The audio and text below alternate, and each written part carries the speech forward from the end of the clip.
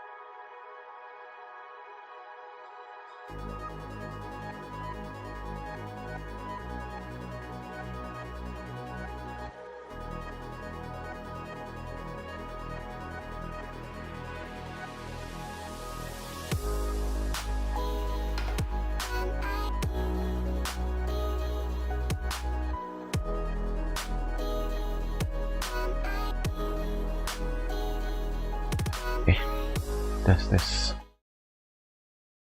Oke, selamat siang semuanya. Welcome datang tengah maupun replay kalian kelas stream GENSHIN Impact. Stream kali ini ya paling lanjutin kuas yang kemarin karena masih panjang itu pasti. Oke, langsung mulai aja lah ya.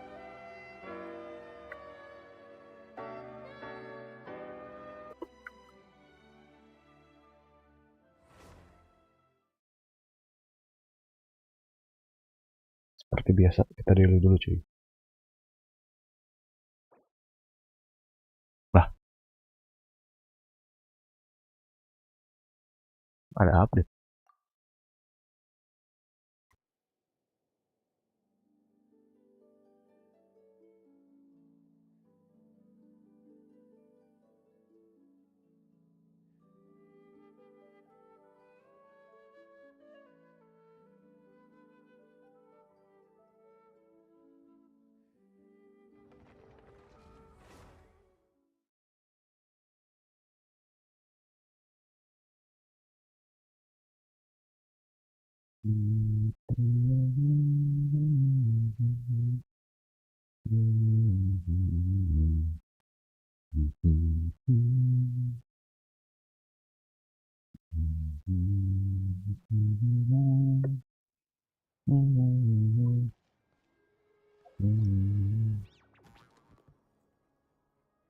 Sepuluh hari doang ya.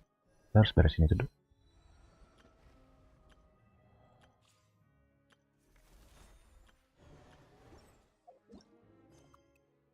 Kita coba semua daily-nya ya. Ya ampun, oh ini dekat nih.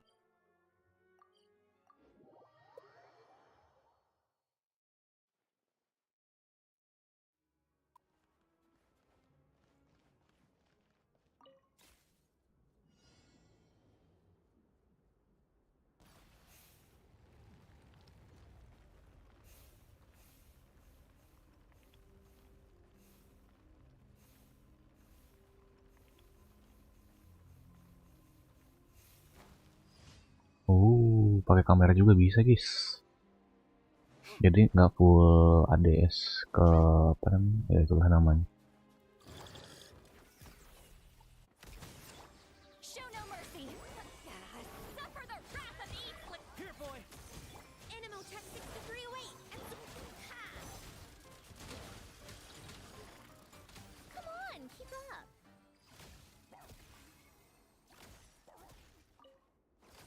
Oke, sip.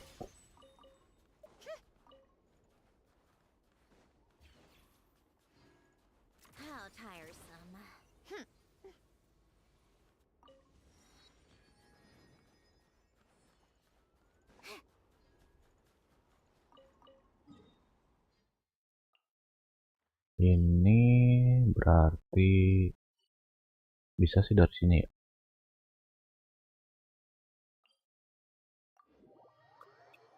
Penasaran cuy sama dealing cuy. Grace. Apa tuh? Malas. Time for more. Take a break.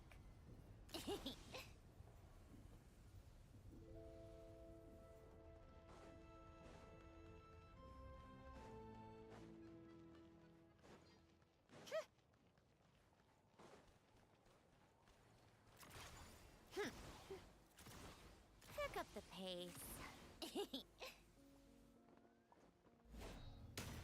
How tiresome. Damn.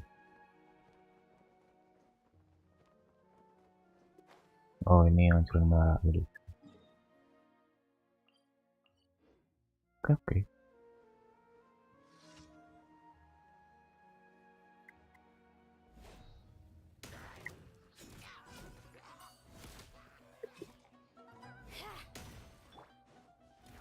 Gotcha. Show no mercy. Lain, eat Papa. Get him. It's dog eat dog. Stand clear. Animal test. Ha. a break? How tiresome. Come on, keep up. Oh ya, talenya jangan lupa guys. Oh ini buat ke bos ya, oke oke. Oke. Tapi jujur sih aku gak bosen sih maksudnya Helicer lagi Cak.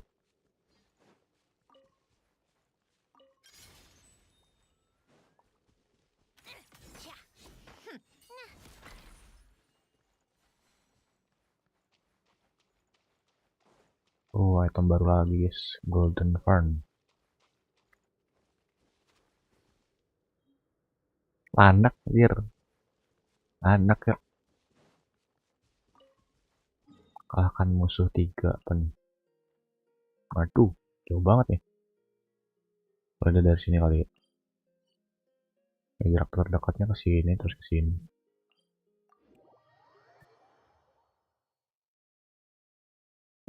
Sambil dibuka-buka guys ini. How tiresome. Pick up the pace.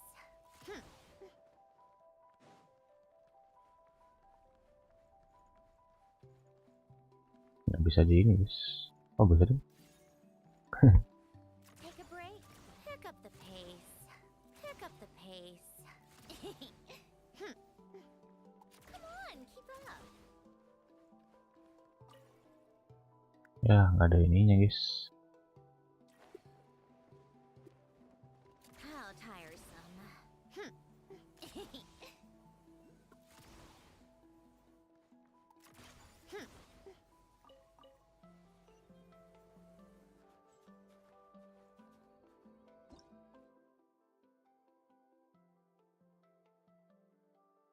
Oh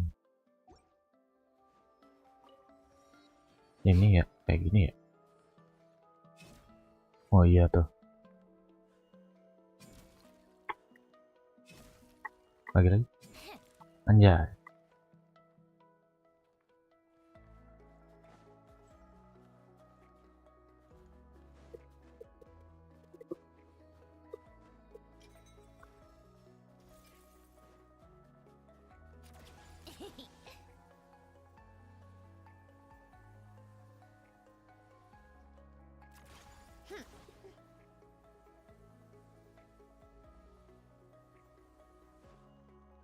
Come on, keep up. Tapi jujur sih ini Snezhnaya bener-bener salju semua sih. Bukan kayak apa namanya? Bukan kayak Natlan gitu. Natlan kan harusnya kan negara yang banyak gunung, ternyata gunungnya cuma satu guys. Gunung yang aktif maksudnya. Kan sebenarnya ada gunung. Juga gunung nih, sebenarnya gunung. Tapi yang gunung yang aktif cuma satu guys. Yang ini doang. Pick up the pace.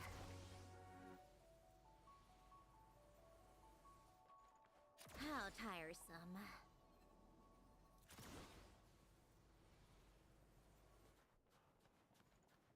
Oh masa baru lagi cuy.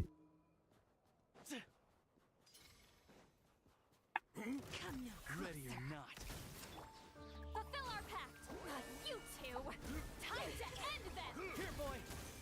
Absorption test. Take a break. How tiresome. Dan dulu guys.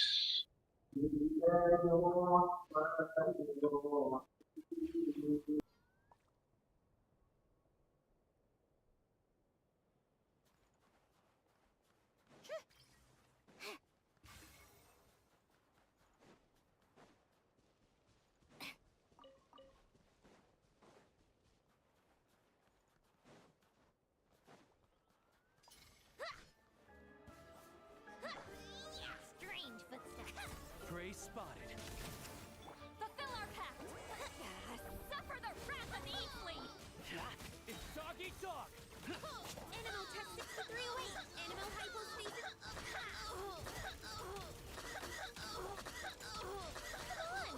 Shut up.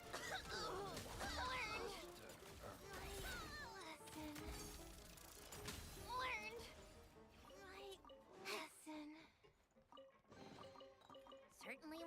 wait for this, didn't you? It's all yours.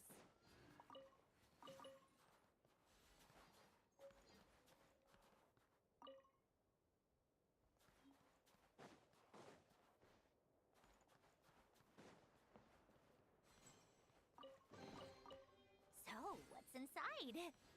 Not that I care.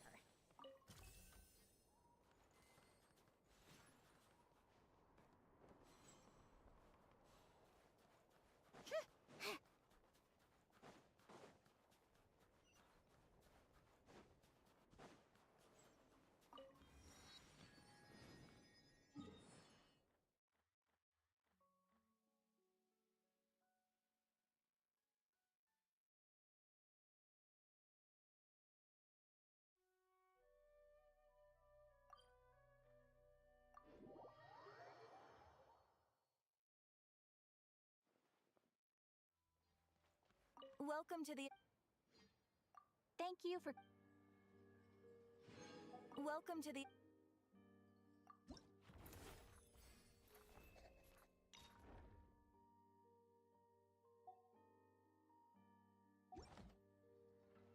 Welcome to...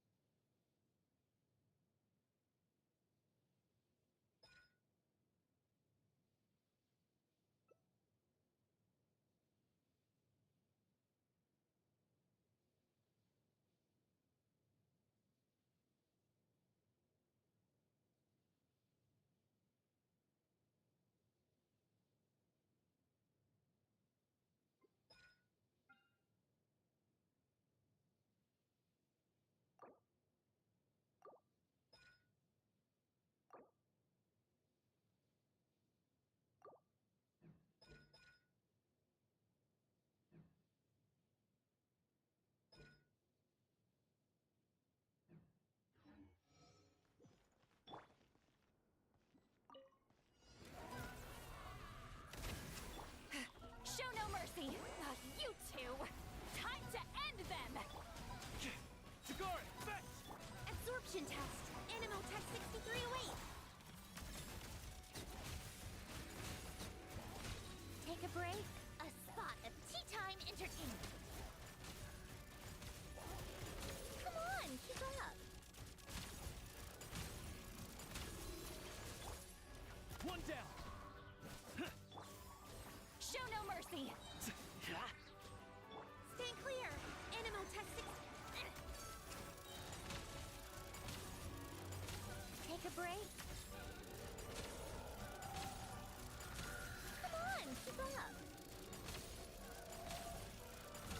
Take a break. Got it!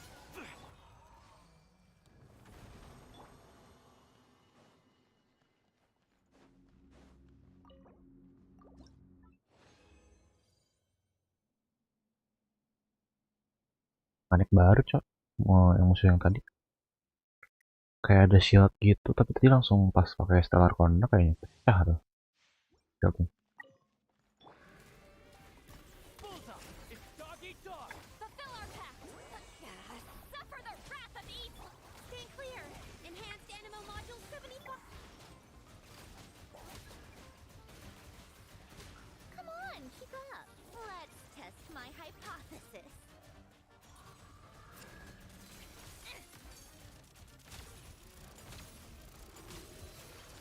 Got it! Fulfill our pact. Get to work. Stay clear. Huh.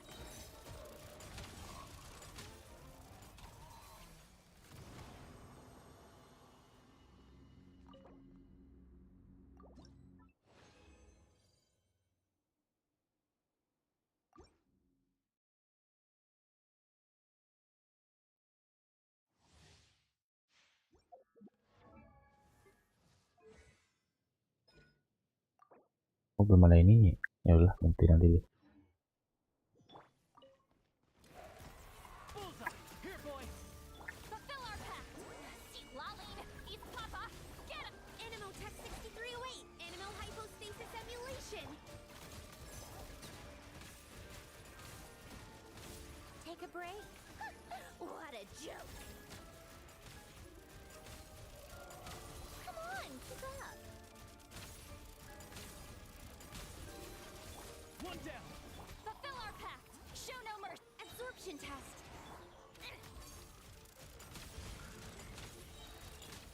How tiresome.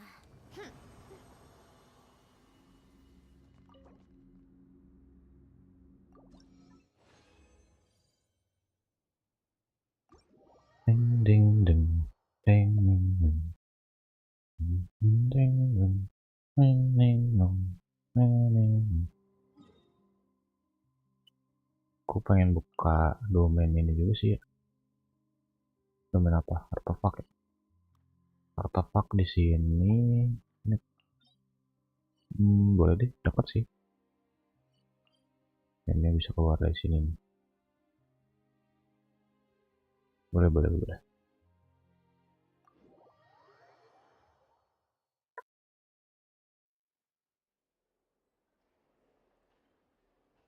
Take a break.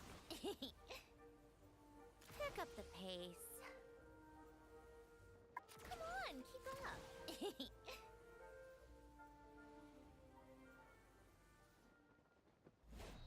How tiresome. Hmm, hmm, hmm, hmm. Come on, keep up. Pick up the pace.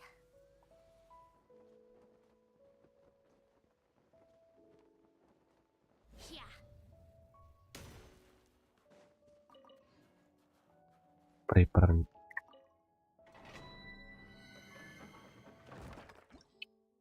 Domain weapon kebuka.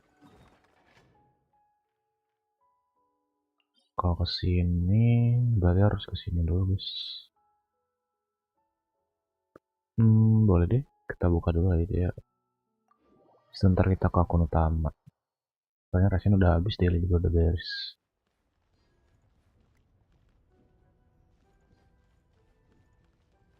Ya pun harus manggil dulu.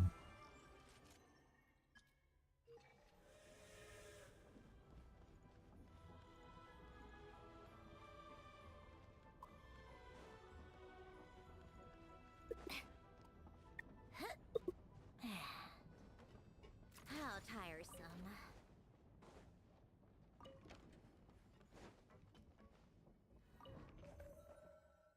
Mulai pelosok ya.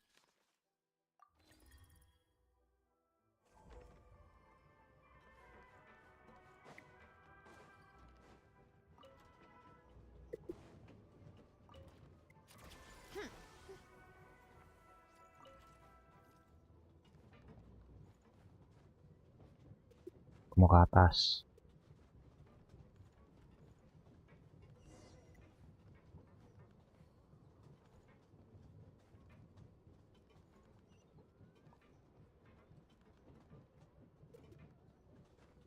Yeah.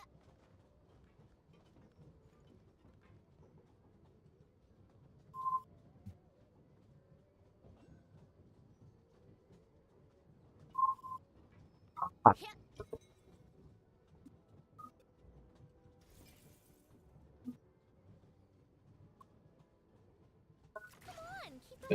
kecap. Anjir. Hampir.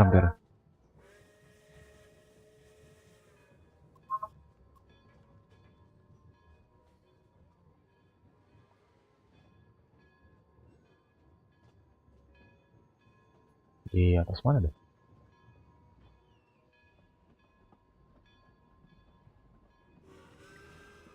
Take a break. Oh ini.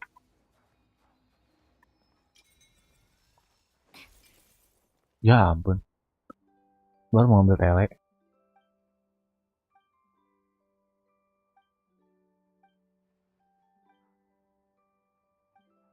Cici Kova.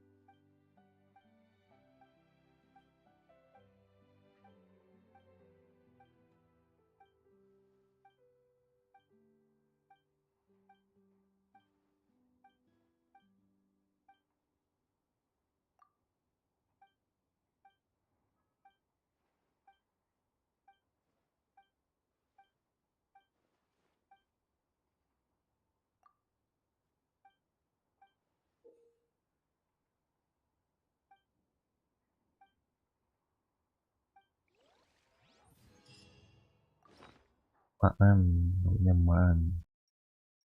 Tapi Matlan udah nggak butuh sih.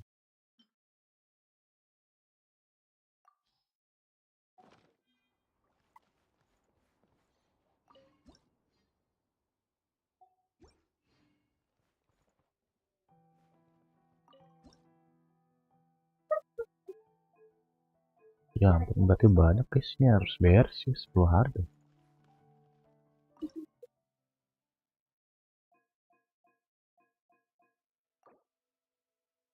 Oh, nomor kupon tidak cukup.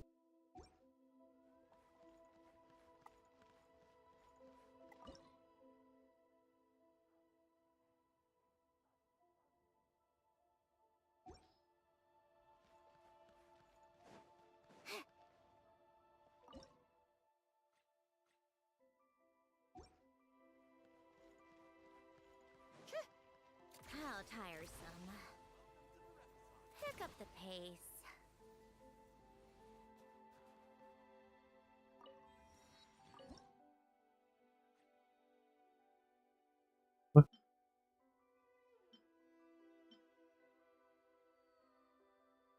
Tering mau buat ini bukan sih? Bahan asen.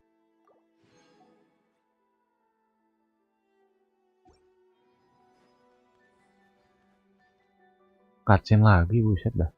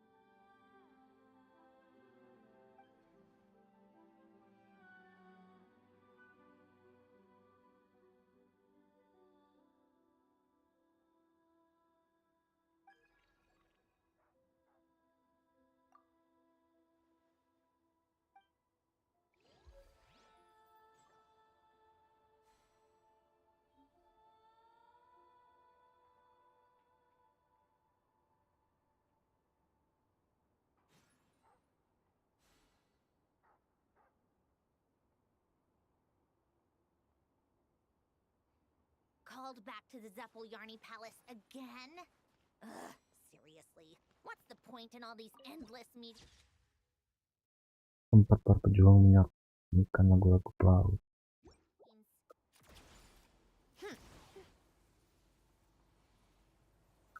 Damn, bro. Itu patung ya? Oh.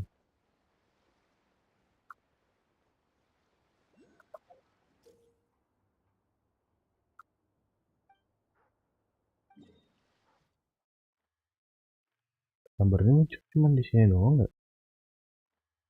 Oh, oke. Oke. Bentar.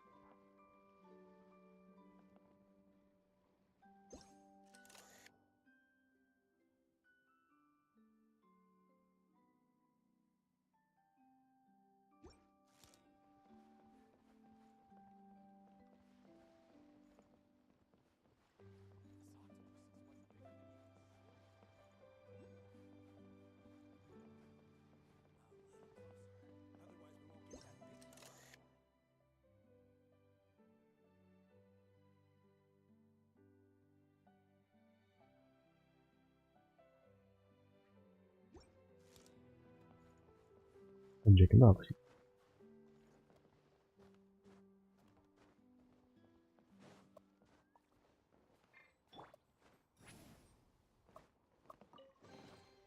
Is it too much to carry? Here, let me help.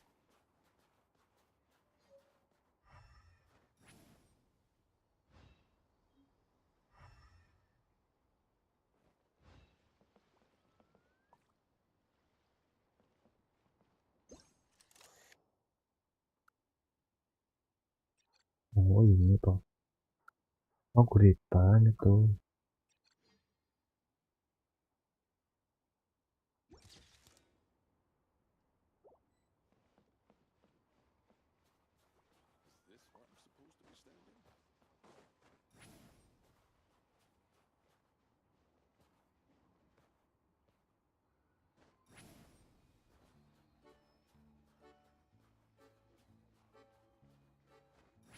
Kalian loh.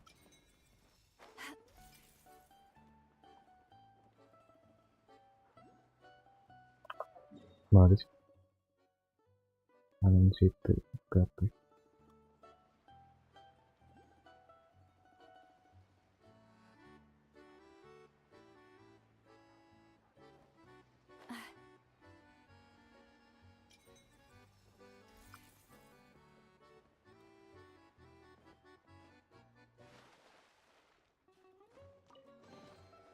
Is it too much to carry? Mampus. Here, let me. Tenggelam anjir. Pas di lubang dong. Monyet. Pas di lubang dong anjir.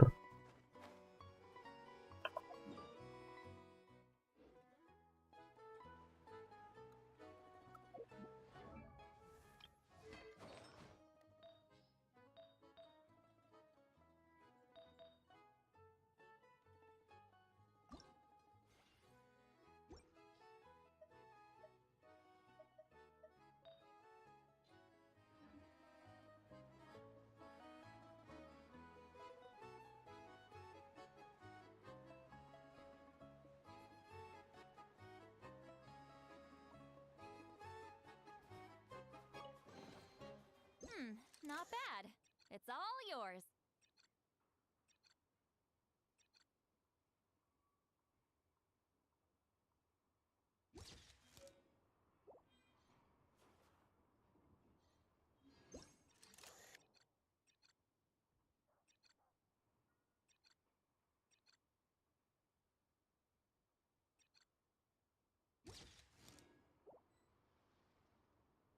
Jatuh.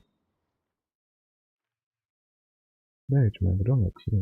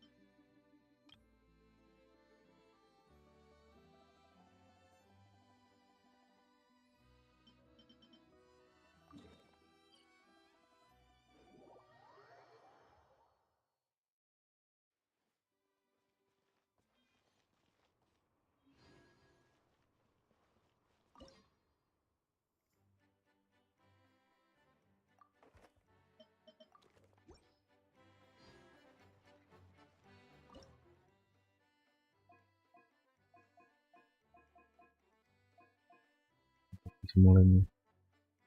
Bakal di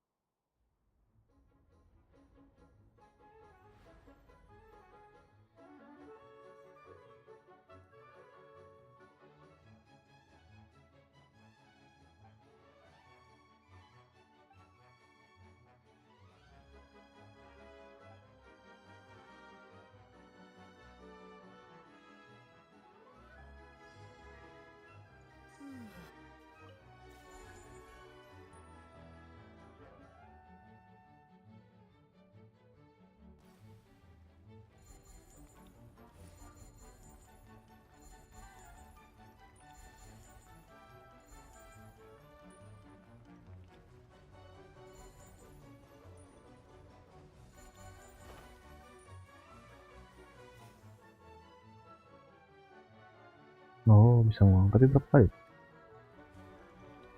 Oh, ada waktunya guys. Oke.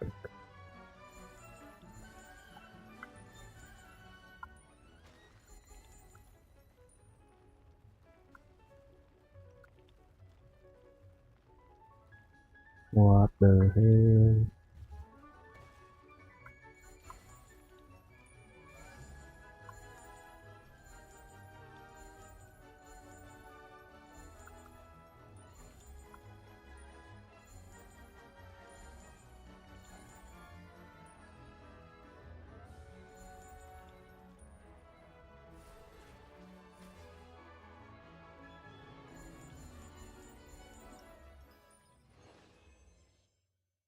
Oke. Oh, habis diulang-ulang guys, tapi harus ada kuponnya dulu guys. Gitu tuh. Oke. Baru deh. Habis itu kita daily akun utama.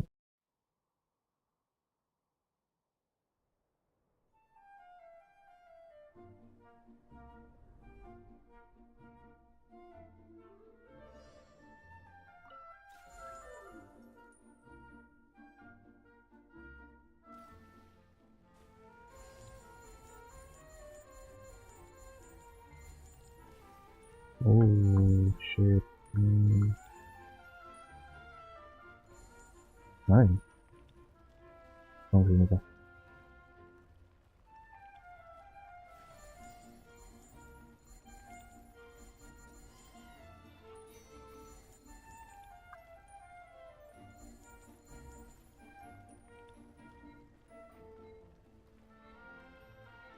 Oh udah habis.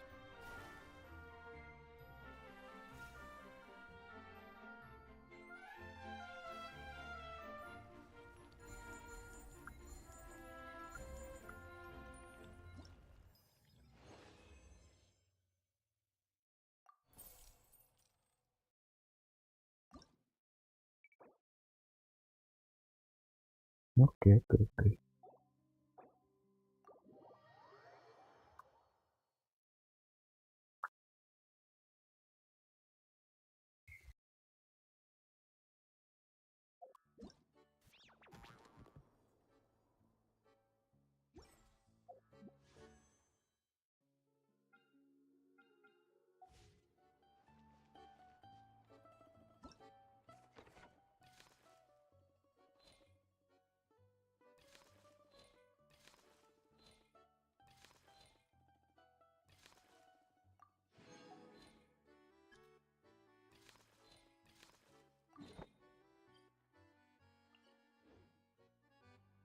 I've read almost every novel from Yai Publishing House.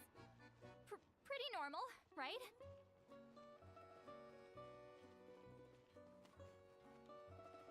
Huh.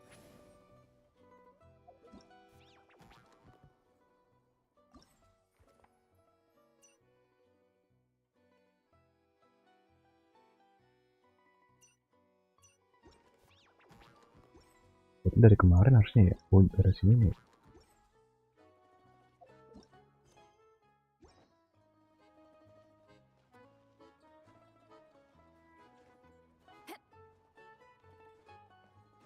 Return to the skies.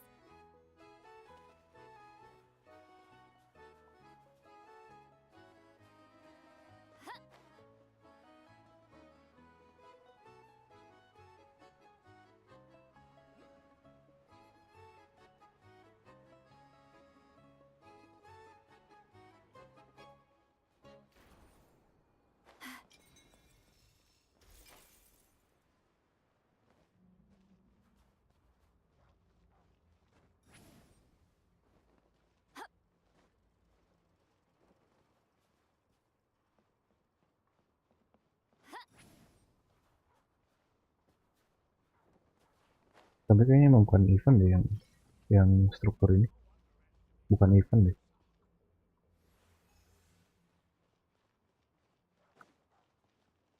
Permanen dia harusnya.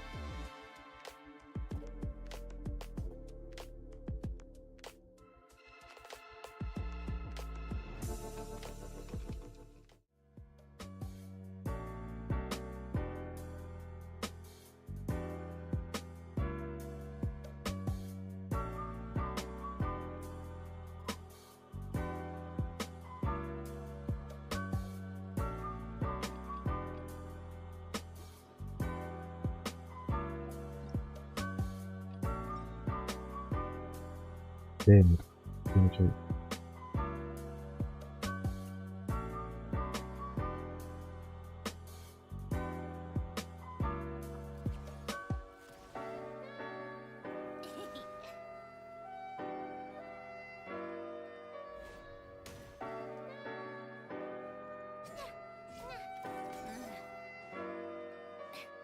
Take a break, pick up the pace.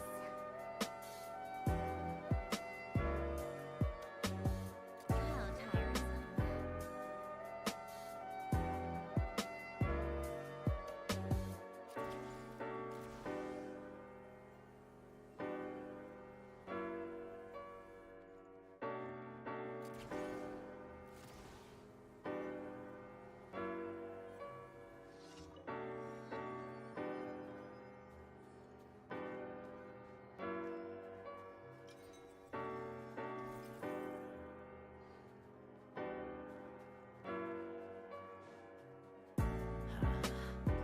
Coy. Ready or not. Cigar, fetch! Get to work. Come on, go up.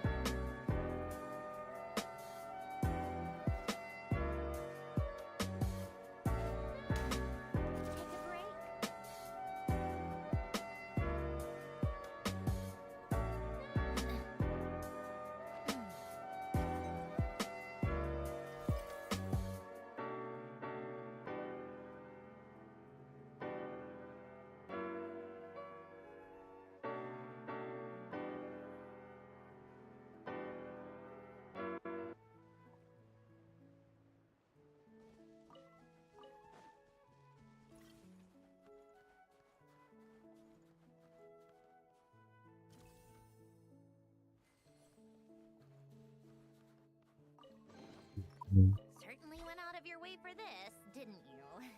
It's all yours. Cleanup sequence in Here, boy. strange footsteps. Grace Bisa di skill dulu. Suffer the wrath of Eastling! Learned. Come on, learned. Lesson.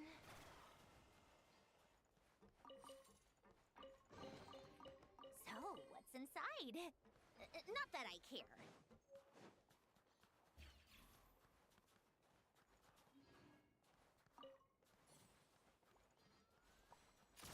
Pick up the pace. Pick up the pace.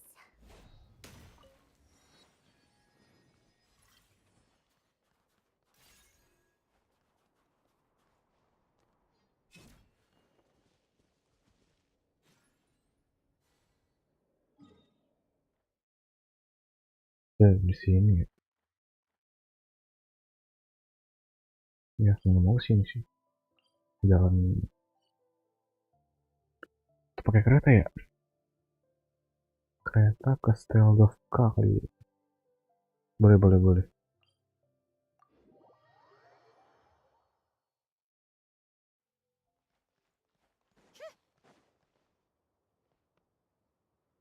How tiresome.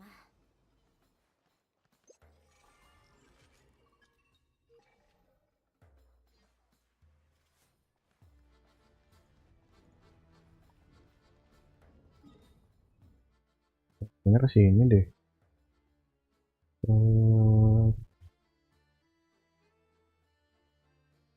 Apa Steldovka aja ya? Langsung Steldovka. Coba deh. It's about Bener. time we throw another tea party, don't you think? I wonder who else is free.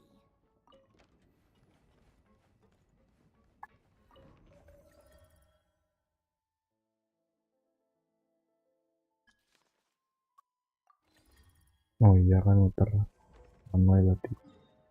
Biar cepet. Langsung Steldovka aja kalau gitu. Masih pembiasaan guys soalnya. Time for more snow, damselettes.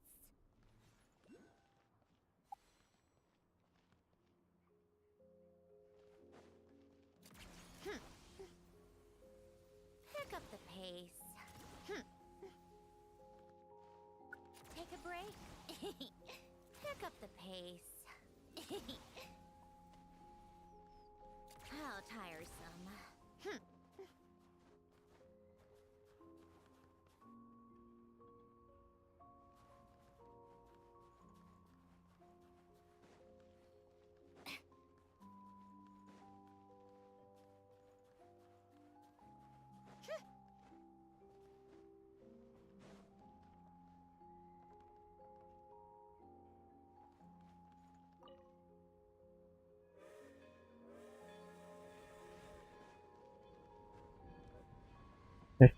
Bukan kereta aku coy.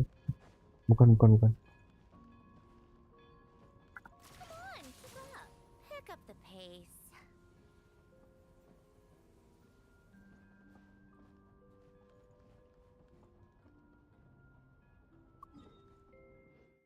Bukan.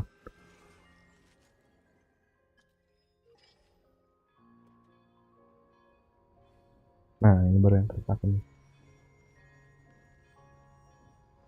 Yeah.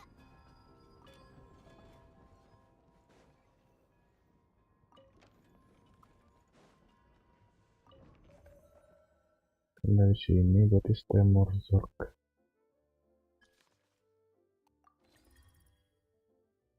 Loncat guys.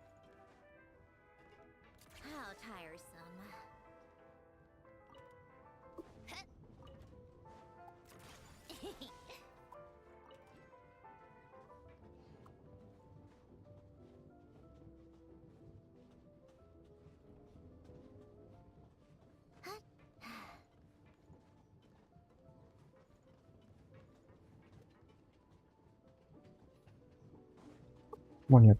Monyet.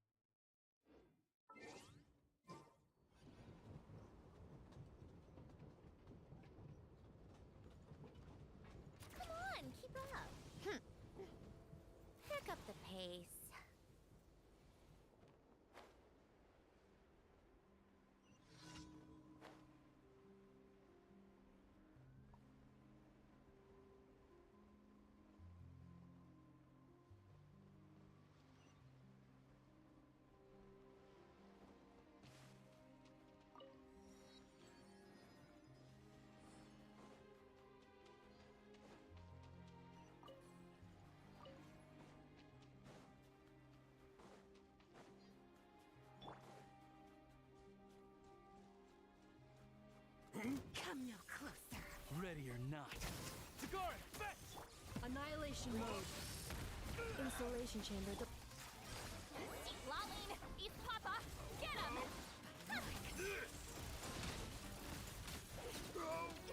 Take a break.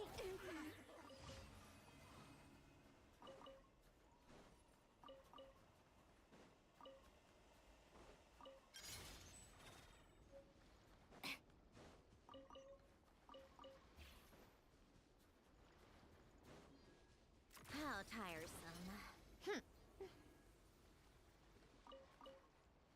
Take a break.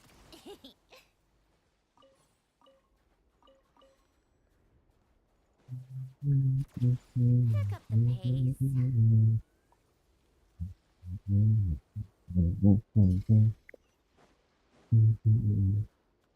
How tiresome. Ini air ya?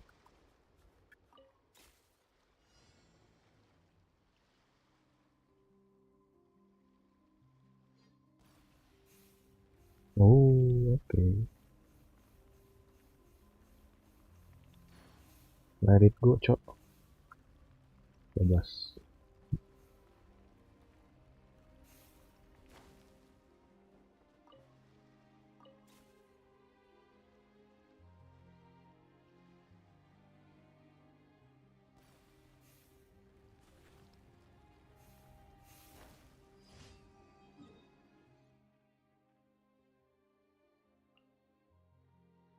Ini dari sini aja.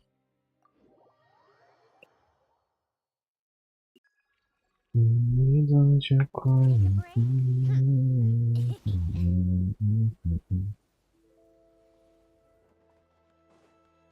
How tiresome.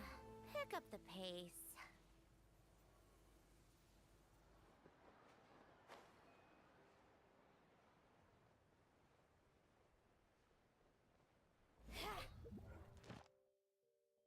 udah 20 sih kan.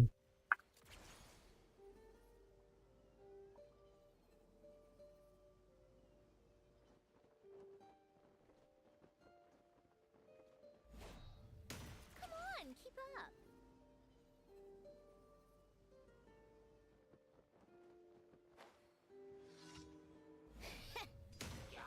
Cleanup sequence in. Prey spotted. Here, boy! Suffer the wrath of Eastleigh. Get to. Take a break. Come on, keep up. Lah, punya akun kedua, cok.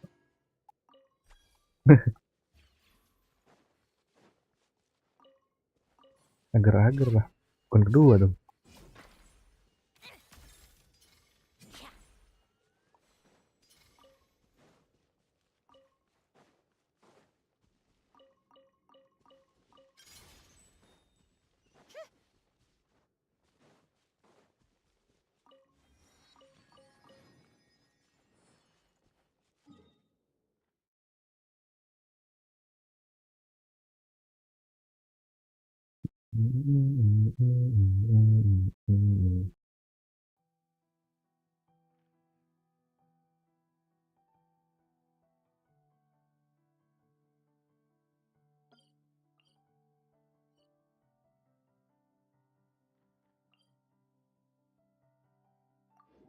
Kita taruh dulu.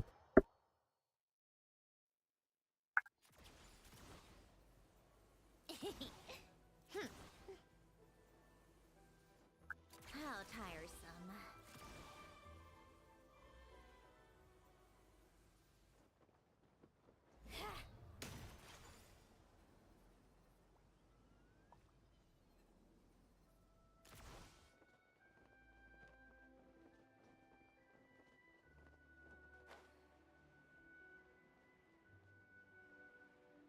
Itu lumayan tuh.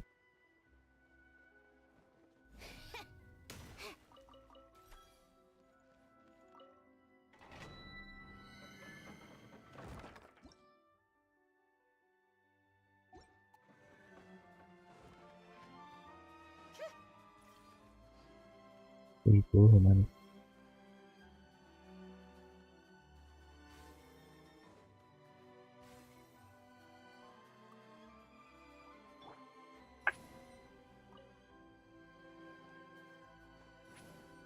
mau telat.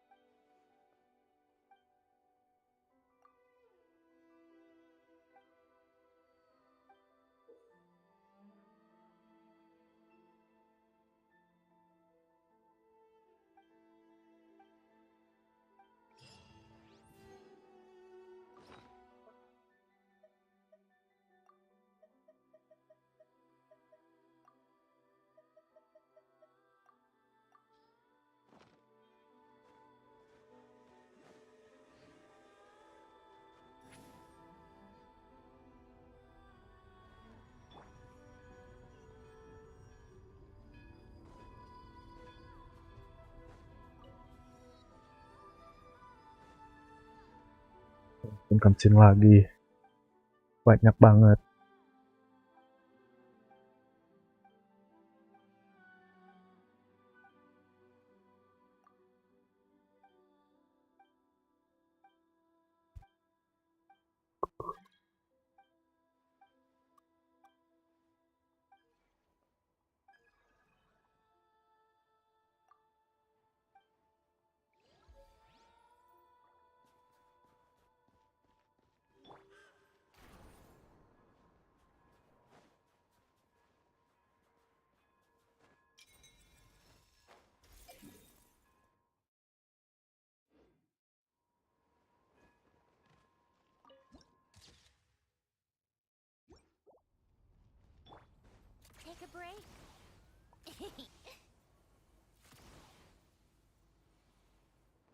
How tiresome.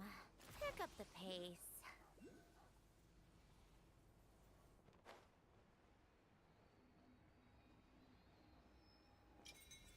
Take a break.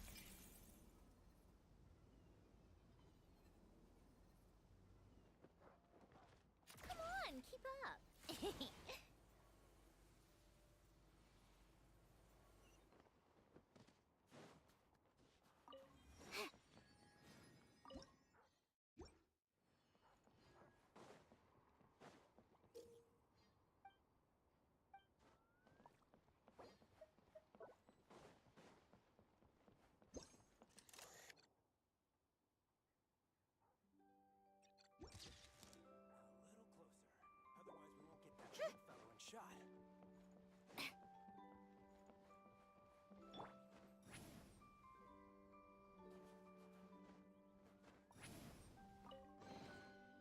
Go on, take them. I'll thank the stars for you later. Return to the skies!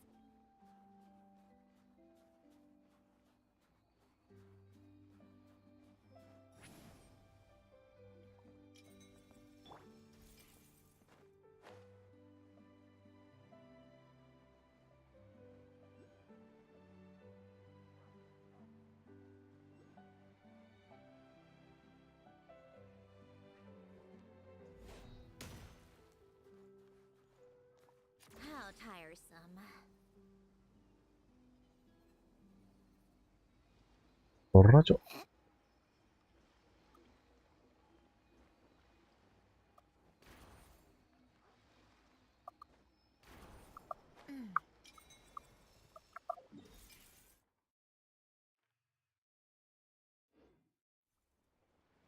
Sebelah sana masih ada ini lagi betul. Masih ada map lagi kayaknya. Nggak tahu dah. Oh itu salju banget tuh. Bagian sini ya. Oke.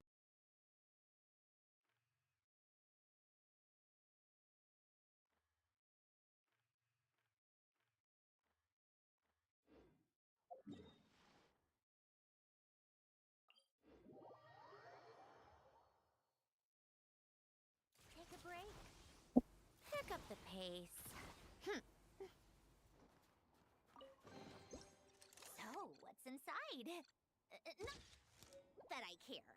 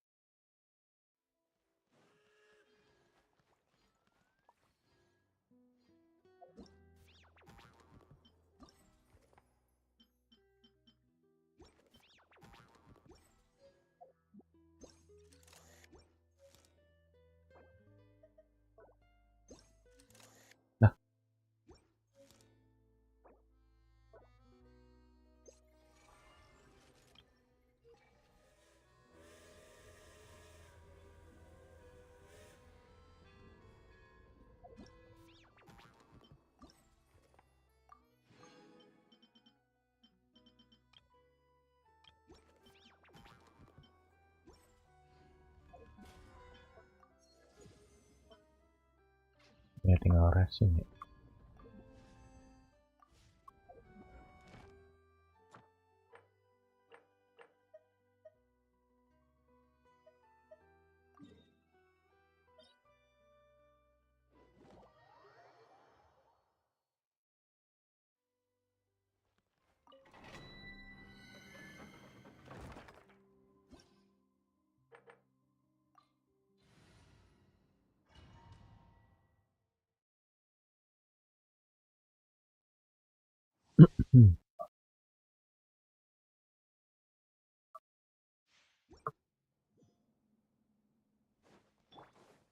Preparing for dust up.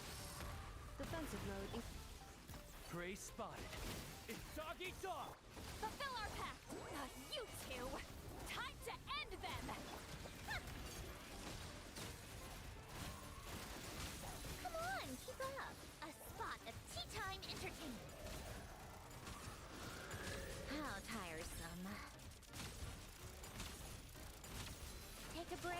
Cleanup sequence in. Get to work! Fulfill our pact! How tiresome. Pick up the pace.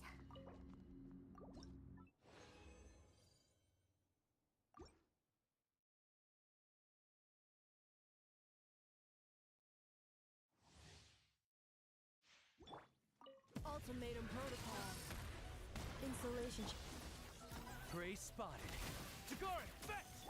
Show no mercy! Suffer the wrath!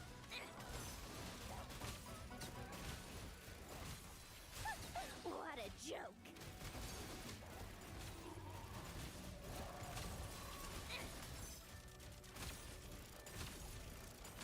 Come on, keep up. Take a break.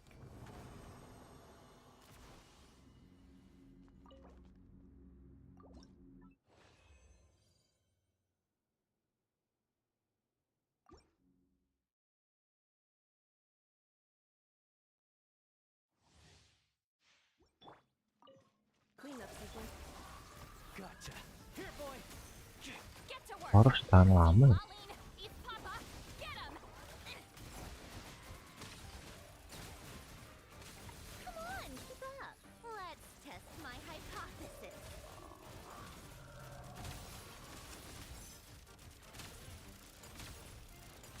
Take a break. Defensive mode engaged. Bullseye!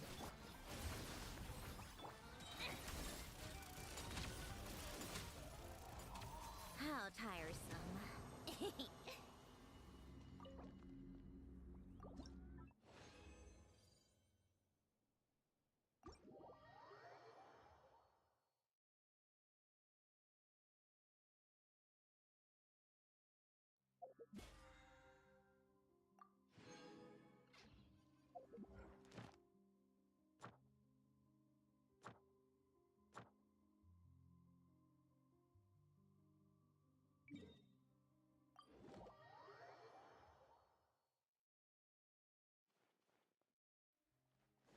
Welcome to... Thank you for... Welcome to the...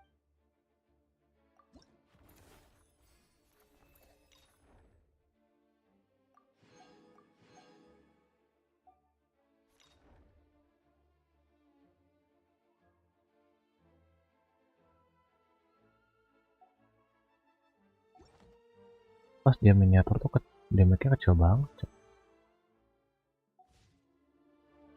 Resistannya gede. Welcome to the...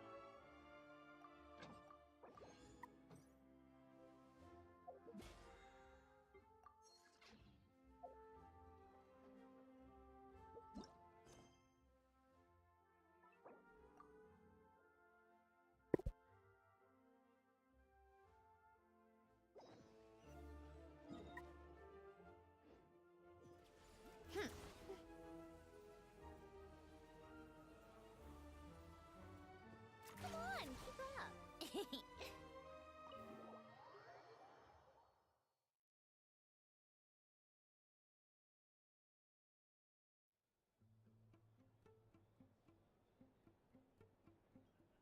We come here often, so we shouldn't stand out. Let's sit here. Now, it's up to Vodyanica. Let's see how the conversation goes.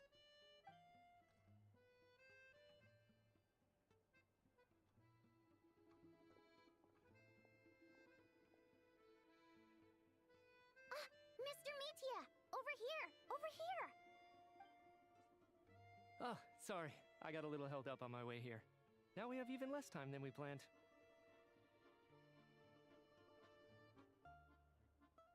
Go ahead and order some snacks and drinks, whatever you like. Let me see. According to my schedule, we still have 25 minutes left.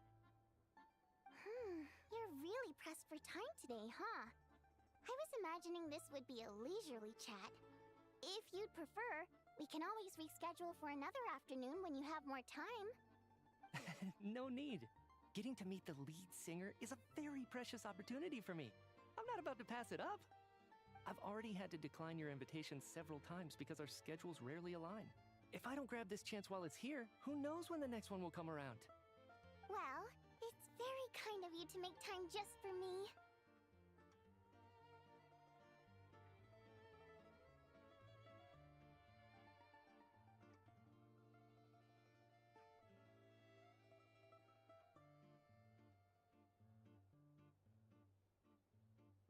I'm not too sure, to be honest. But Snezhnaya is full of weird and wonderful things like that, so people tend not to bat an eye. I'm sure the same will go for the Eye of Grey and Paimon.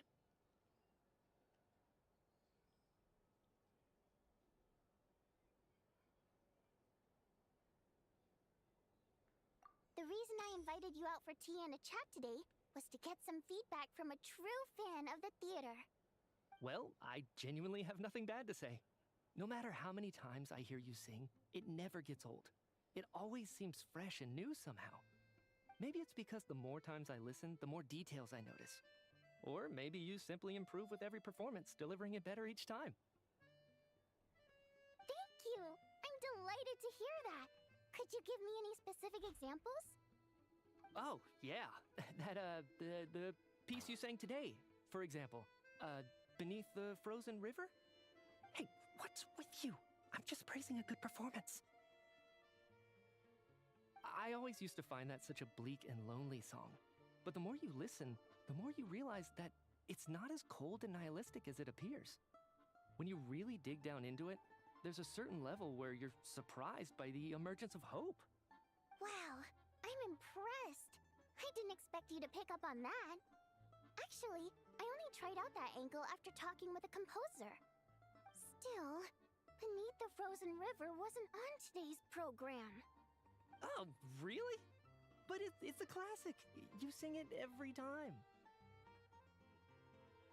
Almost every time. Oh, well then. Let me say a few words about that other all-time classic, Flying in the Wind from the Mountain Sparrow. I didn't sing that one today either. My voice wasn't quite up to it, so I switched it out at the last minute. Oh, but, Sorry, Mr. Mitya, but you were at the theater today, yes? Of course I was. Remember? I said hello to all the troupe members before the show started. You, Odette, and the others. So, what did Odette sing today? Elegy of the Snow-Winged Goose, of course. Correct. I see. I see. You find my singing boring, don't you? That's why you don't remember a single song. Looks like I'll need to cut a few from the program next time. No, that's not it. I swear. All right. I'll be straight with you. I'm sorry. My mind was wandering as you took the stage today. I enjoy watching your shows because the exquisite performances stimulate the mind. It always sparks some inspiration for my research. So, whenever I get stuck at work, I come to the theater for a change of pace. Odette's dance during the elegy of the Snow-Winged Goose today was simply incredible. It got me wondering what she's been going through recently. That look of sheer defiance in the face of utter tragedy? It was so inspiring. I started scribbling in my notebook right away. Not that I made a ton of progress in the grand scheme of things, but I still think it was productive. By the time I snapped out of it, the entire show had finished. So what you're saying is, you didn't listen to my singing at all? Unfortunately not. I'm sorry, I don't know which is more disrespectful. The fact that I don't always come for the show itself, or the fact that I missed your performance. Seems like things are getting a little awkward.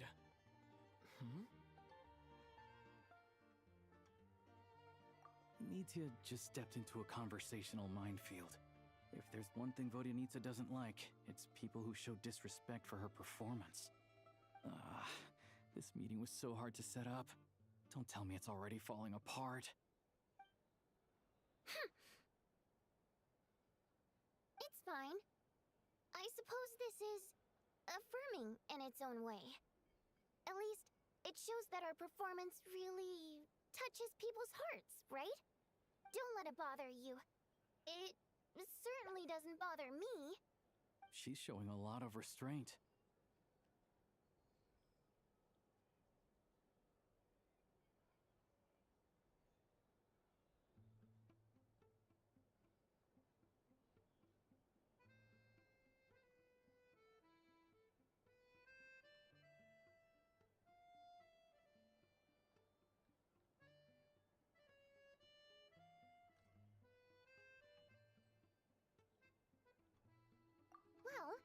be sure to let Odette know how much you adored her performance.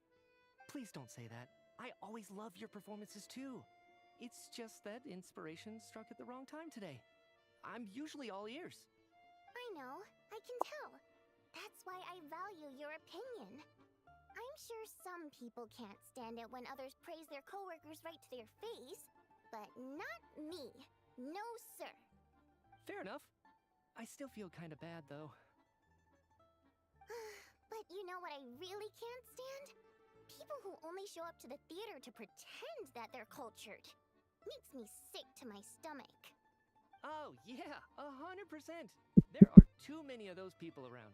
By the time they're walking out the door, they've forgotten all about the show. What's wrong? You look furious. I don't know if you've heard about the boss of the Iskra manufacturing plant. He isn't even a theater investor, but he always demands the same privileges as actual investors. Box tickets only, premium drinks, even the right to request specific songs. Well played, Vodyanitsa. Seems like she's harnessing her rage to steer the conversation back on track. Now that you mention it, I've interacted with that guy before. I gotta say, everyone holds him up as an example of a benevolent businessman, but I don't know. I don't see it. Yeah, he couldn't care less about what's happening on stage. He's just there to flaunt his social status. I hate that I have to prepare programs for guys like that. What's the big deal with that factory he runs anyway? I asked around a bit and heard some pretty shocking stories. Sounds like he's just another greedy capitalist. Oh, really? Yep, the things people are saying are pretty damning. Low wages, insanely long working hours, equipment running around the clock. And as if that's not bad enough, he also strictly forbids his employees from giving any kind of interview. Project Stuja has now been extended so many times, we're at the point where crystal rations for the common folk are barely enough to survive on. Yet he even wants to get his greedy hands on them just to boost his own profits. If the rumors are true, he's in serious violation of the law. Interesting. So you've heard about it too? What? So it's really true? Who knows? I've only heard the same rumors you have. But there's no smoke without fire. The Rooster's been coming down on us hard lately, demanding that we track and trace every single batch of Crystal. My coworkers in the Department of Energy have been tearing their hair out over it. The Rooster? I didn't realize he cared that much. Yeah. Even though there are no restrictions on Crystal trading, the poor will wind up freezing to death if we let the rich buy as much as they want. That's clearly unfair. Looks like we'll need to arrange an investigation into the Iskra manufacturing plant as soon as possible. I never knew you kept up with current affairs beyond the theater, Miss Vodyanitsa. You really have a heart for the common person. Most Fae in your position have long been indifferent to the plight of humans. Well, those of us who choose to live in human cities are naturally going to pay attention to any significant upheaval. Isn't the Rooster a Fae himself? I'm just surprised to learn that even someone with as much experience as him is getting so stressed out over Project Stuja. What is the end goal of this project anyway? This is it. We're finally going there. I'm sure Mitya can sense on some level that she's fishing for information. Since their conversation is so relaxed, he might just let something slip. It's stressing me out too. If I'd only made better progress with my research, things wouldn't have dragged on this long. Oh, so your work is related to Project Stuja? That's right. The Armory Palace needs a brand new energy source. Not the power of the Light Realm and not elemental energy. Right now, the only thing that meets the requirements is the power contained within stellar linchpins. But harnessing that power is costly. Each step of the process requires enormous amounts of Kresnik crystal, from extraction to quantification to attempts at conversion. Progress has been painfully slow, and the team is getting burned out as time goes by. Sometimes, I see people staring into space as if in a trance. Could it be that this new energy source has side effects? No, it doesn't affect us, because the energy is used for... Okay, I got it. Stop choking me. Sorry. I can't talk about that. I think we're all just exhausted.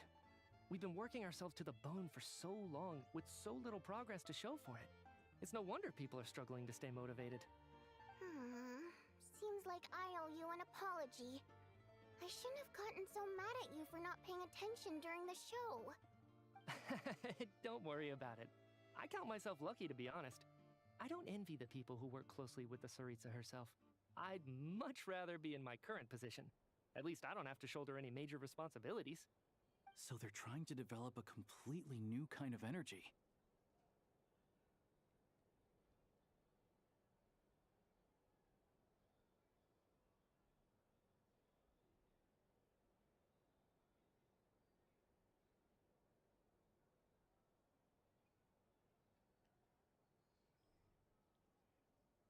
Yeah, censored by a scarf. Who would have thought? Oh, dear. It looks like my time is up. I'm afraid I have to leave. I'm so sorry. We ended up barely talking about the theater. That's okay. It was a pleasure chatting with you, really. Let's make up for it next time. Yeah, hopefully once the work pressure eases up a little, I'll be able to focus more on the performance, and then we'll have more to discuss. We touched on some confidential issues today. I'd be grateful if you could keep it between us. That could have gone worse. Nice job. Why was Mitya in such a hurry to leave, though? Sorry, routine inspection.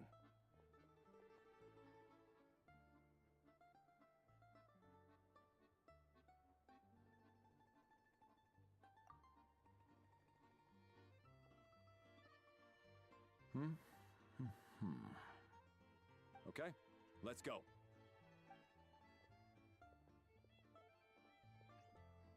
So he wasn't rushing to get back to work. He must have calculated that Valeri would find him here in exactly 25 minutes. That's frighteningly accurate. One of the main duties of the Special Assignments Battalion is to ensure that important figures stick to their schedules.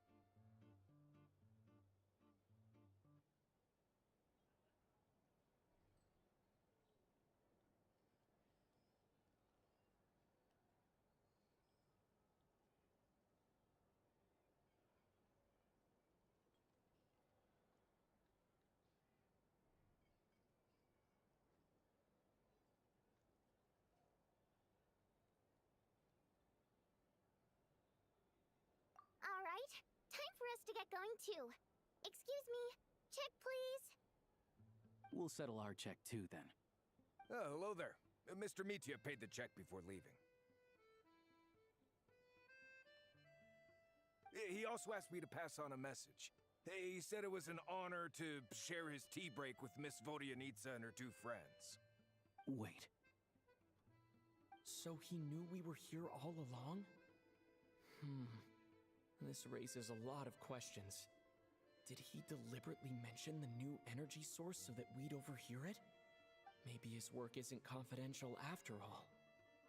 Maybe the key here is the purpose of this new energy. I guess that's the next thing to look into.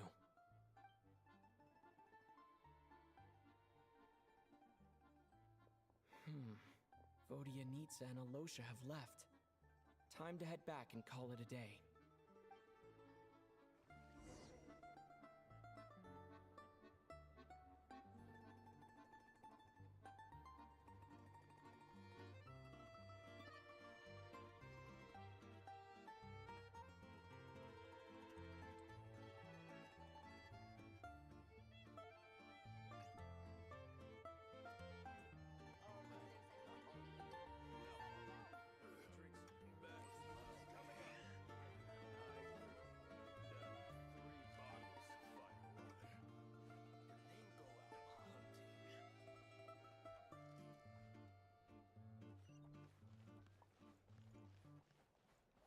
Take a break.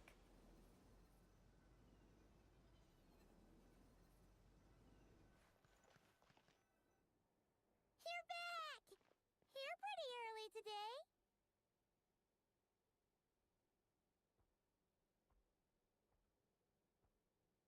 Paimon was just gonna mention that. After she woke up today, Paimon felt like her temperature was completely back to normal. But her strength still hasn't returned. Still, there's some good news. Paimon thinks she might have figured out the source of the problem. It's like there's some kind of mysterious power affecting Paimon. Paimon's never felt this way before during any of her travels. She only started feeling this way since we arrived in Snezhnaya.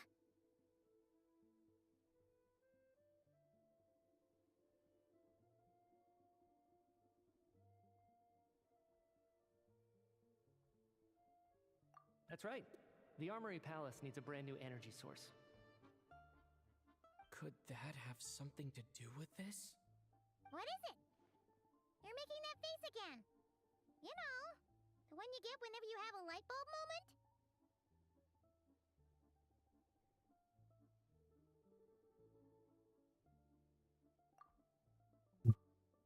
So, they're trying to develop a new energy source here? And you think that might be why Paimon's feeling unwell?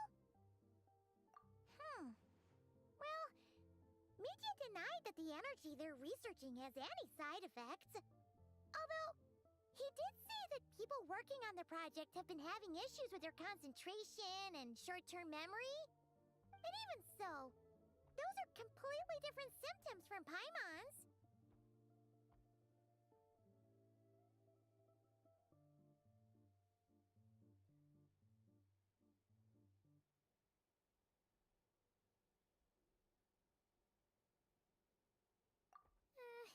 It's pretty faint, so it's kind of hard to tell. But if anything, it seems like it's coming from roughly the same direction as the Armory Palace.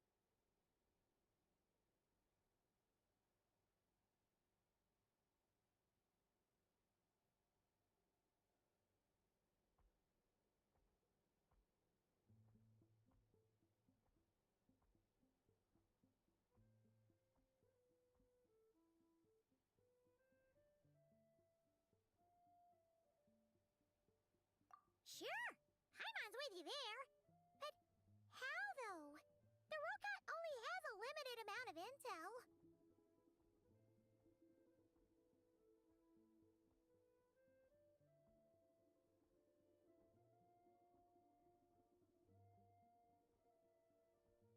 Oh, great point! They argue about Project Stusha every day. If we could sit in on one of their sessions, we might pick up some new leads.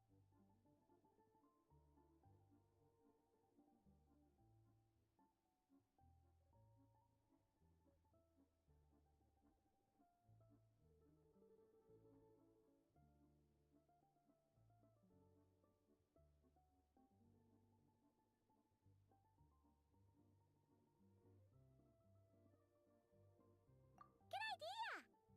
Oh yeah, while you were out, Paimon tried all the yummiest looking desserts in the Potvoria restaurant.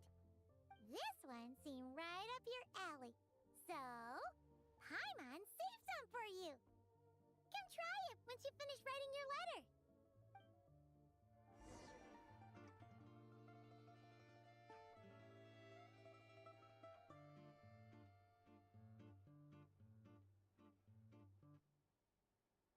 Called back to the Zappolyarny Palace again? Ugh, seriously. What's the point in all these endless meetings?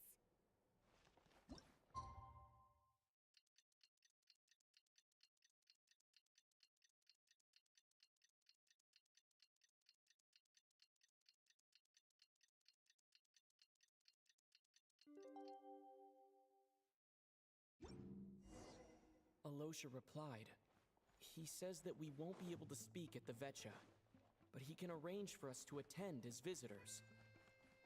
Time to get ready. Then head to the Snezhnaya Vetcha.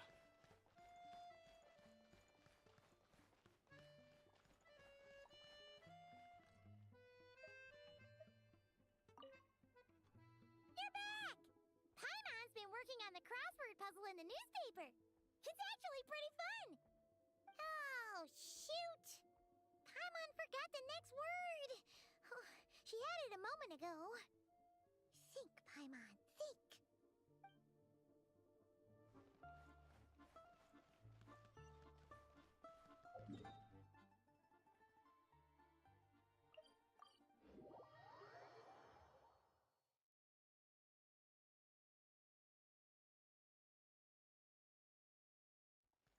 How tiresome.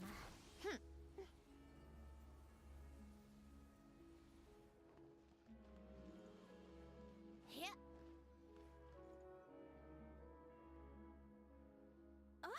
Miss Vodyanitsa, prima donna of the Korolievsky troupe. What a surprise meeting you here. Will you be sitting in on a session of the Vecha? Sorry, I'm not taking interviews today. Oh good, you're here. The session's about to begin. Let's get inside. Please wait, Miss Vodyanitsa. Could you introduce me to your new friend?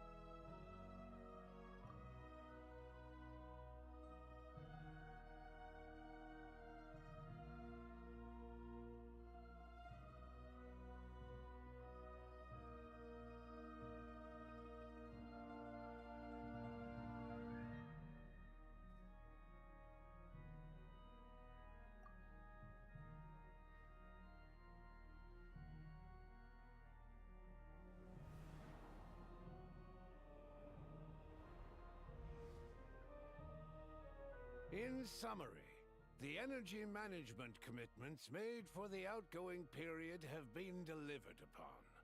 Furthermore, both the production and consumption of Kresnik Crystal show clear signs of stabilizing. The relevant agencies have assessed the present circumstances and determined that the status quo can be sustained until the next period. For detailed statistics, I would refer you to the industry reports that have been distributed to all persons present. It should also be noted that while the recent blizzards have led to a significant increase in people's energy expenses, this is strictly a short-term phenomenon associated with a remotely located monster. Her Majesty the Tsaritsa is giving her full attention to this matter. We should have every confidence that it will be dealt with swiftly and conclusively. A financial report on disaster relief is also present in this report, courtesy of Pantalone. They cover the same old ground every single time. The rooster never seems to mind, but everyone else is getting tired of it. There's a general lack of trust. People aren't seeing any tangible benefits that affect them directly. Of course, none of that will be reflected in any of the reports on the table. Yeah, if it weren't for these hard copy documents, I could have at least made something up.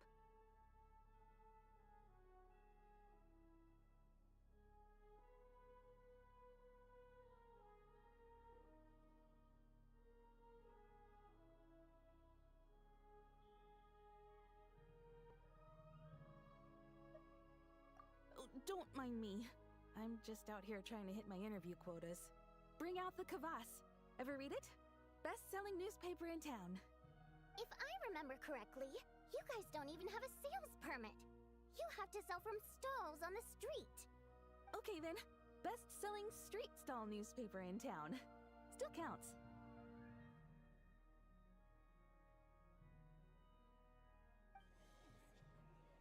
Order! We will now open the floor to the representatives. If there are no further substantive issues to discuss. We will then proceed to a vote on this motion. Snezhnaya has a long tradition of treating members of the Fatui armed forces and their dependents favorably. But recent surveys shows that Fatui families in remote areas have access to 15% less crystal than the average civilian family in Snezhnograd. It's been said many times before, but it bears repeating now. There needs to be a clear and consistent rationale behind how crystal is allocated, or we will soon face immense public backlash. Perhaps you wouldn't need to keep repeating yourself if you would hear me out for once. I say again, true consistency exists only in principle. In the real world, fairness is relative. You appear to treat resource allocation as a simple function of production and population. So what about when the equipment used in production breaks down? Have you factored that into your equation? And do you even know how long it's been since Snezhnaya last conducted a census? If I knew the answers to questions like that, I'm sure I'd be a very wealthy man. And I doubt I'd be going by child. I'd like to bring the focus back to the specific issue I raised. Or do you wish to deny that favorable treatment for Fatui dependents is our long-standing policy? It's easy to be a critic when there's no accountability. That seems to be a running theme in the anti-Project Stuja cohort. Defeat the ringleader and all other problems will magically resolve themselves. That's what they seem to think. But in case you aren't aware, not one jot in my report would change whether Project Stuja continues or not. So you have no intention whatsoever of finding a solution to this problem? On the contrary, I'm the only one here who ever brings solutions. Child opened by speaking up for the armed forces. Regraders struck back with style and a war of words ensued.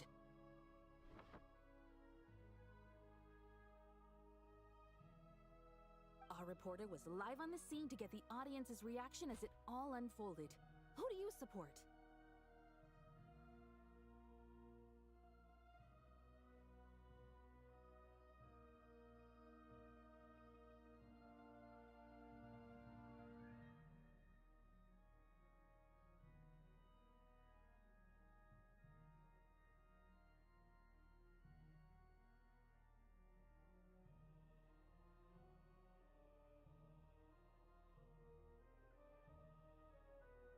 The people have spoken!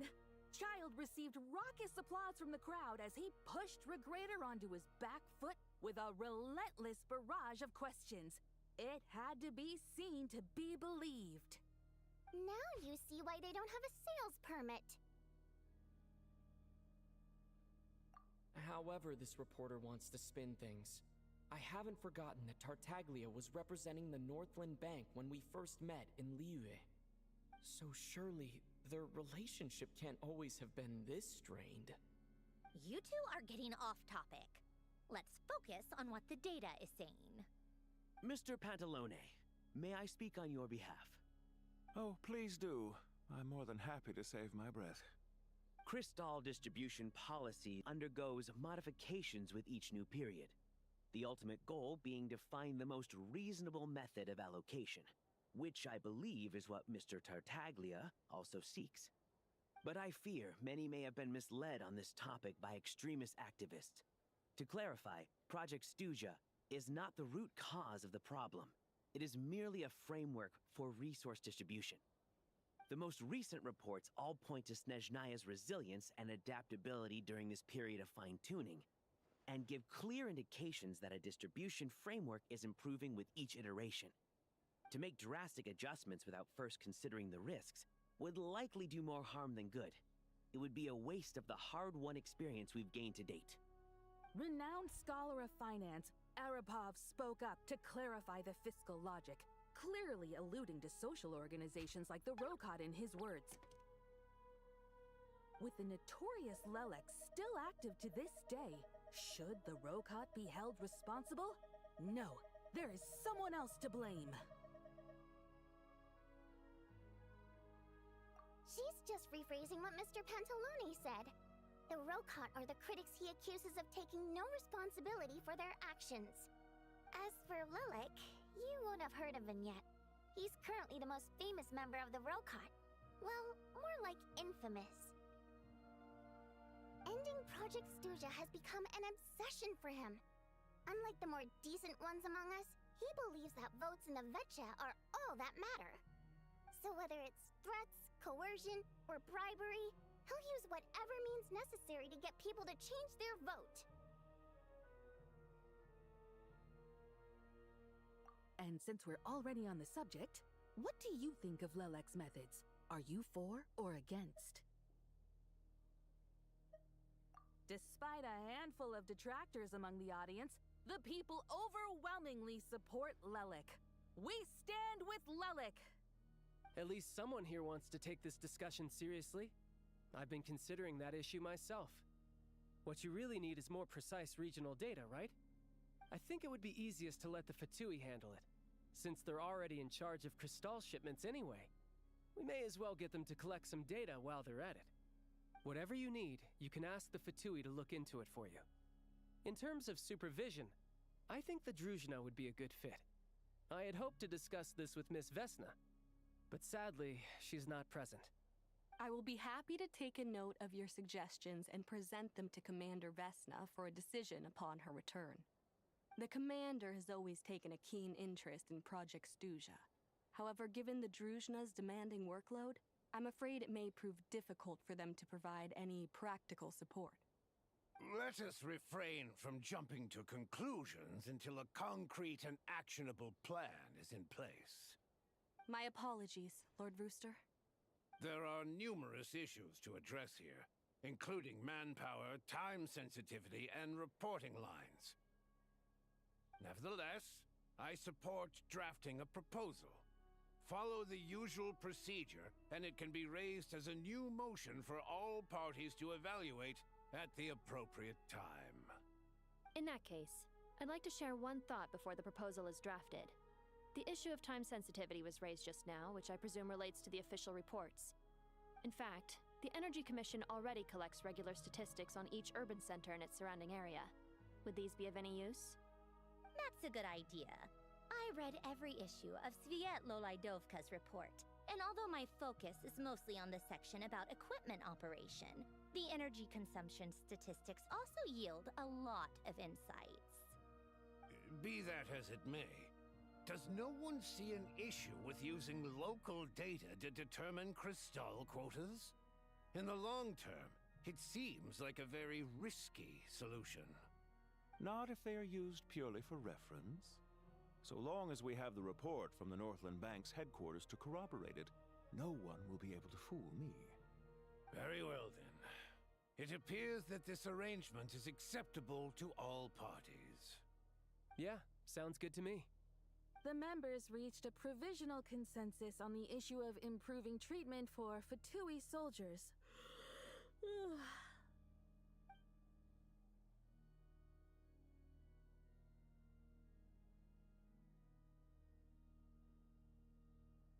Today, the prima donna of the Korailievsky troupe attended a session of the Snezhnaya Vetcha in the company of a dashing young man.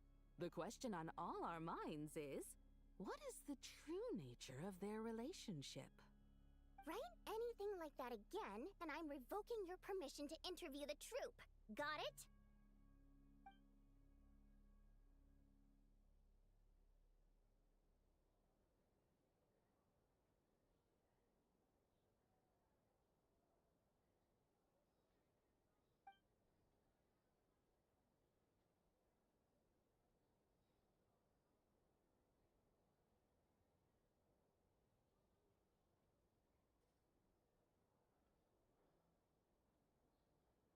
Now then, if there are no further contributions from those present, we shall proceed to the final vote. Hey, check it out! What made him vote against? Why now?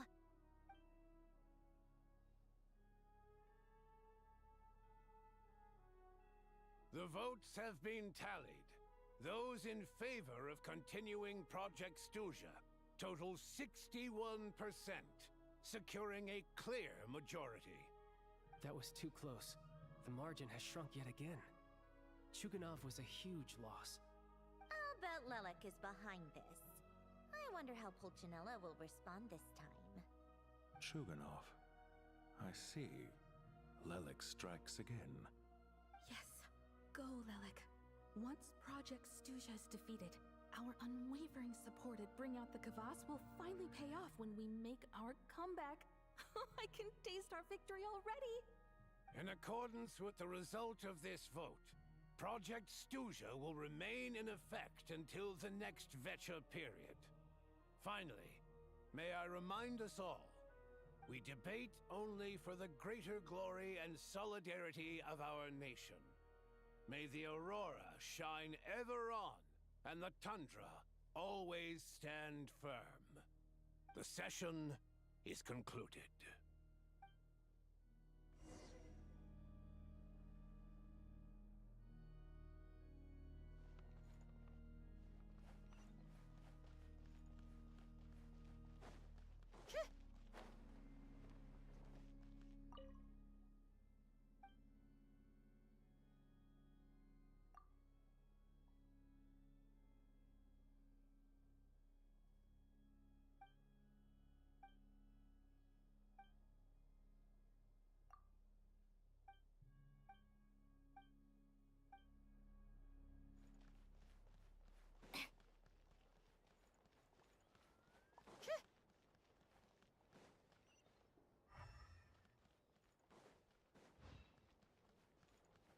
People are always more naive than they think. And this place is no exception.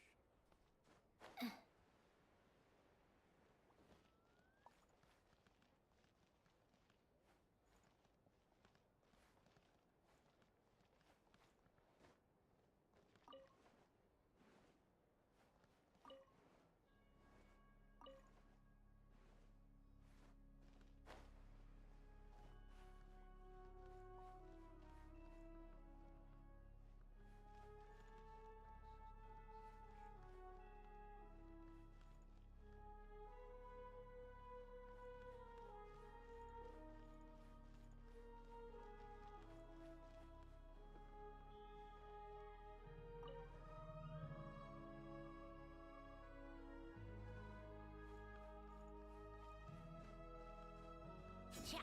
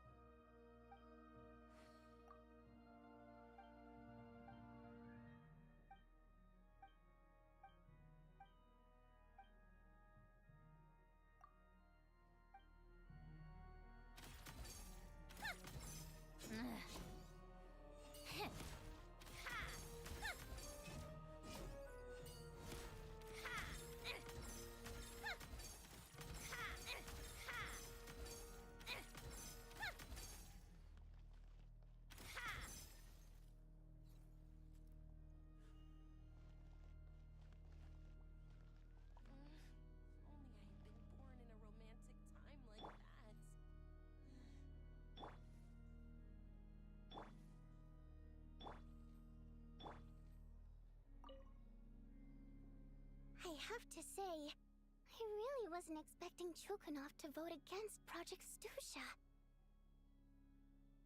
Well, in principle, Snezhnaya's business and political elites ought to be the ones least likely to oppose it. As we heard, Project Stuzha is basically just a resource distribution framework that requires everyone to cut back during the winter. But even if the policy got cancelled, the Tsaritsa's energy needs wouldn't suddenly go down. The extra demand from the public would have to be filled from somewhere. So logically, the factories would have to take the hit.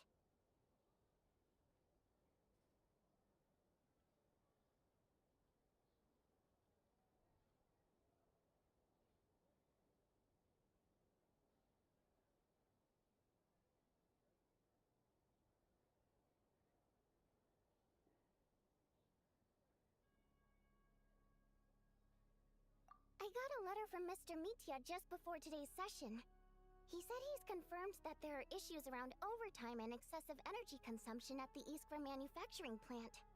In a situation like this, once the rooster receives the report, He'll order the factory to halt production and submit to an investigation before issuing a penalty.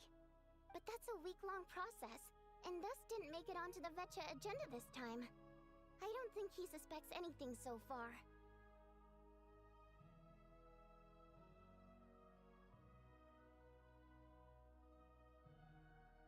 Exactly. And as you know, he's a very selfish person. I was originally gonna try and flip him after he received notice of the official sanctions. My plan was to convince him that the whole thing was completely unfair. Rather than just sit back and take the hit while his factory stopped production, he'd be better off voting to end Project Stuja. At least that way, no one else would be able to make any money either, because all the factories would suddenly have more limited energy to work with. But now, he's already voted against it, which means someone must have used more forceful means to change his vote, just like with everyone else who flipped.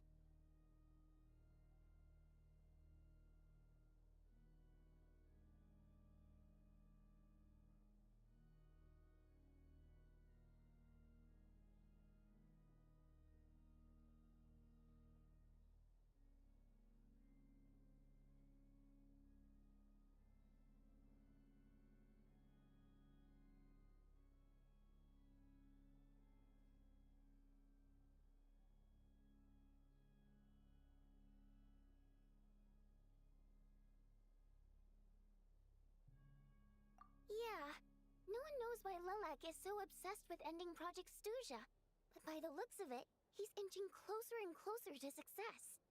Lilac must have strong motivations, given how he'll stop at nothing to achieve his goal. Maybe he knows the full truth of Project Stuja. Maybe my next step should be to focus on him. All right. What are your plans for the rest of the day? Shall we head out? Hey, comrade. I noticed you were here during the debate. I didn't take you for a political enthusiast. Greetings, Harbingers. I just happened to have some free time today, and my new friend here thought it might be fun to check out the Vetcha. Ah, Odette must have introduced you. Looks like you two are getting along pretty well. I'll leave you to catch up. I should head back to the troop. Sure. Break a leg and all that.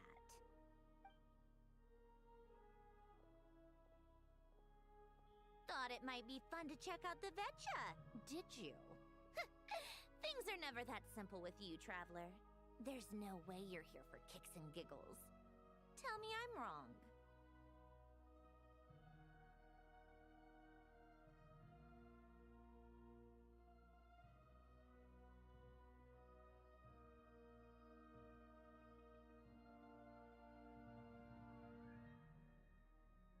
Oh, yeah. To some, he's a captivating enigma. To others, he's the bane of their existence. No one ever thought that some anonymous nobody from the Rokot could cause such a stir.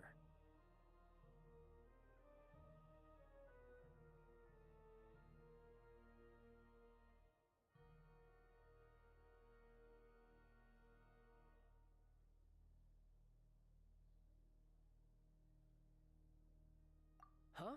You want to look into Lelik? Then I'm sure his days of anonymity are numbered. What do you think, Sandrone? Fine by me, I guess.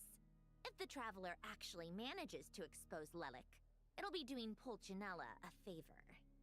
In return, it seems fair to let him in on what we've learned so far. My thoughts exactly. Sharing is caring, after all. Head back to Glupov and grab the files on Lelik. It's easier to just pull the records than go through the rigmarole of getting the Traveler a visitor's permit. As you command, child, sir. In that case, since we're going to be waiting anyway, I'll have someone brew a pot of black tea.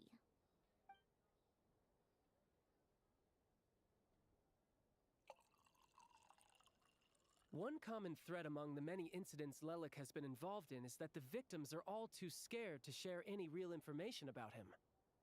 Clearly, he must have threatened them in some way. His modus operandi is to silently infiltrate the scene and leave a threatening letter behind. But neither the letters nor the crime scenes ever yield any clues to his identity. So all these files have to offer are short statements by the people affected. They don't give us a lot to go on. If nothing else, it shows we're dealing with a trained professional who's versed in counter surveillance. Yes, and to that point, he often strikes in highly secure locations. The victims are high-ranking and influential people who take their personal security very seriously. Somehow, Lelik slips right into their rooms without making a sound. There's never any eyewitnesses, nor the slightest trace of a break-in. If he can get in and out undetected, it means he can strike without warning. Not that that's ever happened so far, but the thought is enough to scare these people sleepless. It's hard to believe that a human being could pull this off flawlessly every time, so they switched the focus of the investigation to Faye. Unfortunately, no one's found anything yet.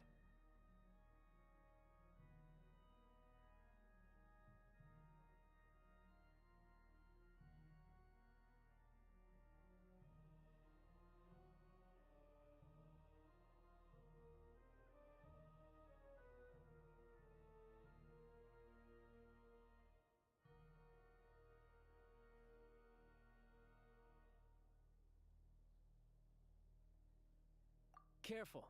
Don't underestimate me. Although, truth be told, I'd probably find it hard not to blow my cover. Direct confrontation is more my style. We haven't ruled out the possibility of Lelik being human. It's just, there can only be a handful of people in all of Teyvat who'd fit the profile. Faye, on the other hand, plenty would have the ability, but few would have the motive.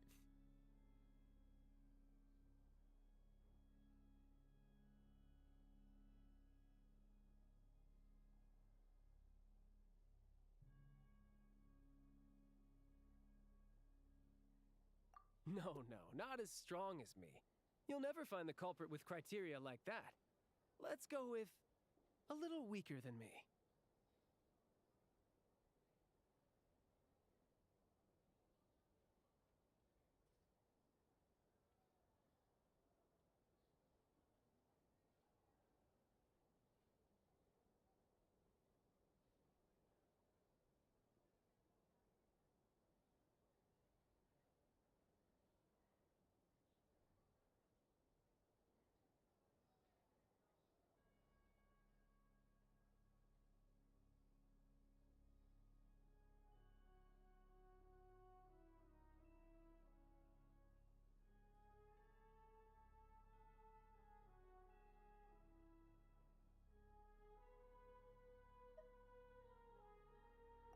There's no denying that Master is strong, but meticulous.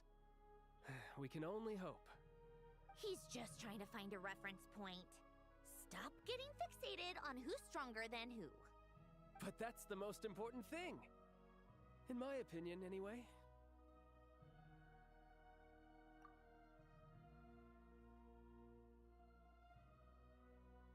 Odette. Yeah, that seems about right. Her skills are solid, and she's always calm under pressure. Except she's Fatui, so the likelihood of her working against us is pretty low. But yeah, much more accurate than your previous example, at least. No, wait a moment. Maybe we should interrogate that assumption. What do you mean? Which assumption? Her Fatui identity doesn't necessarily exonerate her. And when you think about it, the Rokot would be precisely what she needs to conceal her identity. Plus, she wouldn't need to be such a pro at covering her tracks. She'd already know where the Fatui will be and when, so she could choose the perfect time to act. Oh, yikes. I was just thinking out loud. Why is this starting to sound like such a convincing theory? Still, what reason could Odette possibly have for trying to call off Project Stuja? Arlecchino would be the best person to ask. She knows Odette best. Unfortunately, she isn't back yet.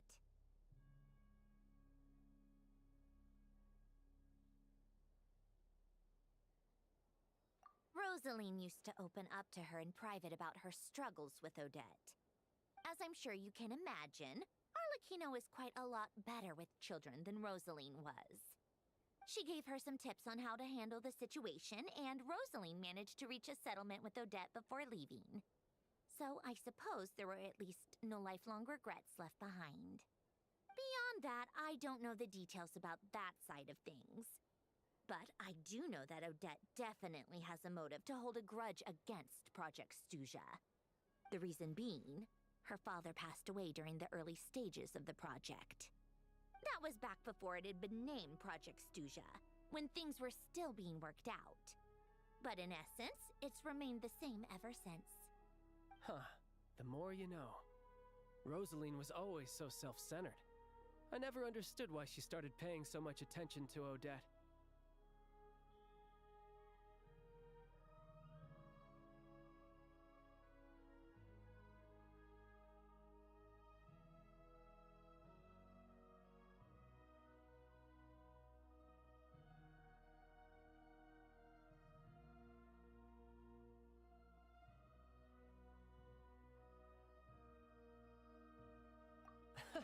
Is that such a surprise?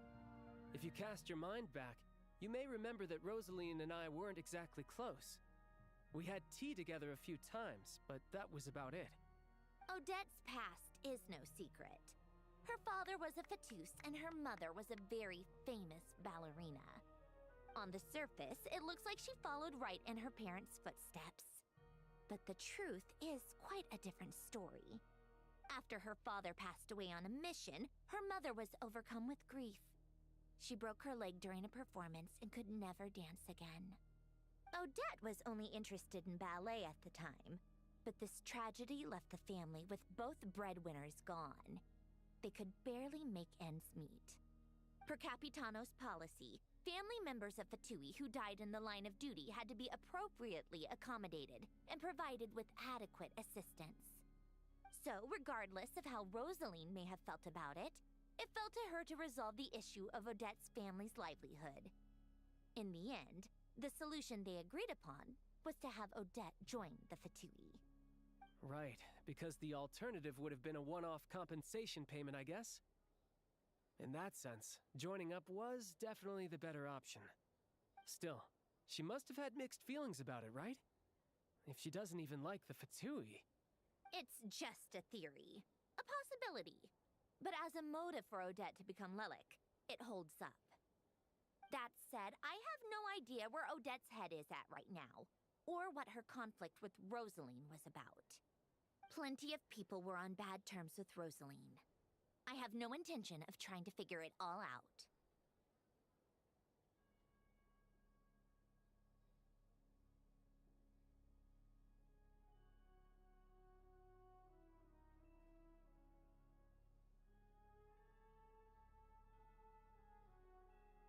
Yes, but there's not much point in discussing that now.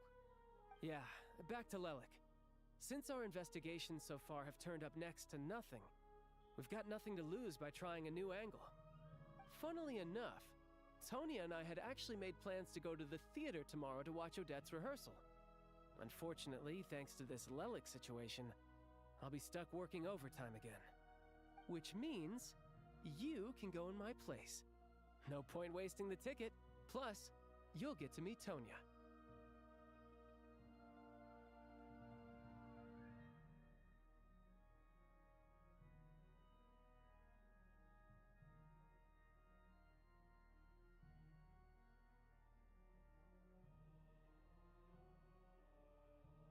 Spirit Seeker.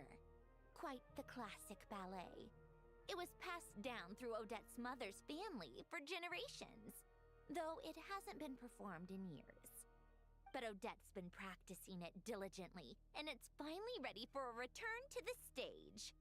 Excitement is through the roof. Tickets for the official performance sold out long ago. Tonya's excited for it too. She's desperate to see it no matter what.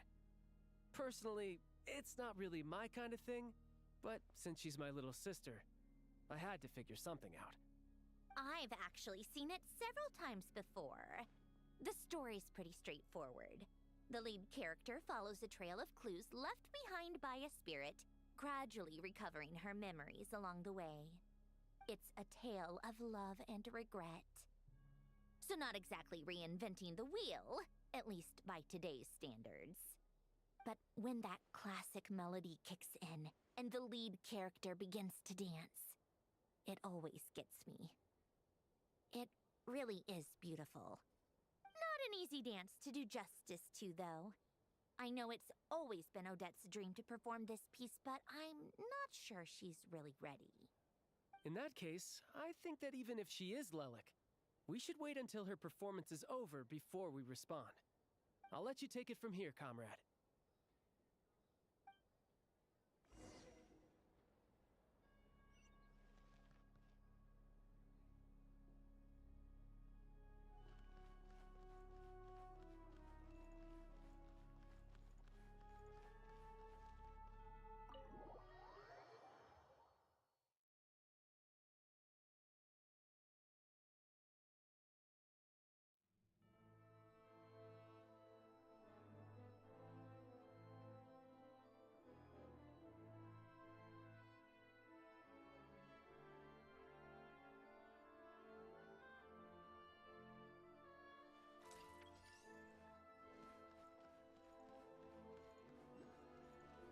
Take a break?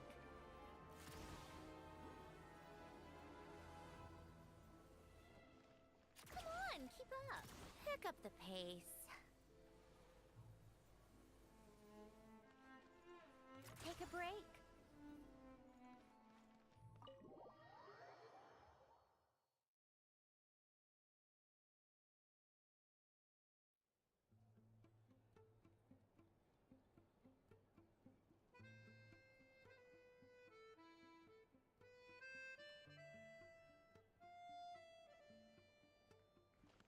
How tiresome.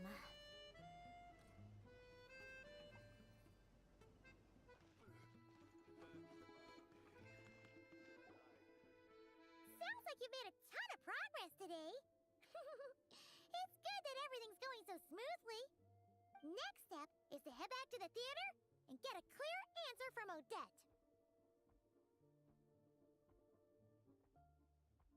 Either way, Paimon doesn't get the sense that she's a bad person. Sure, she might have done some pretty extreme things, but Paimon bet she has her reasons. Maybe this is going too far, but with everything she's managed to do so far, wouldn't it make more sense in theory to be even more, heavy-handed? Why leave a letter when she could, well, we know there are plenty of other ways to keep people in line, right? The point is, she could have gone further, but she didn't. So, if it is her, she's got some principles at least.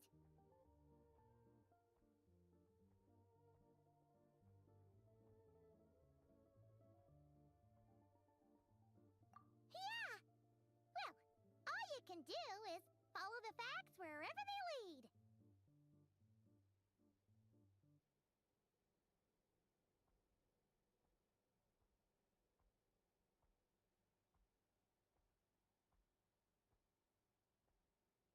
No change, really. But that thing Paimon told you about yesterday? Paimon feels like she can sense it more clearly now. Hearing you talk about your day makes Paimon itch for an adventure. If only she could be there with you so we could experience it all together.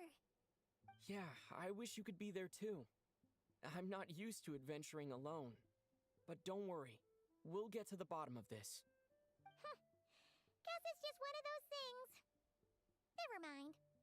Paimon will behave herself and keep resting.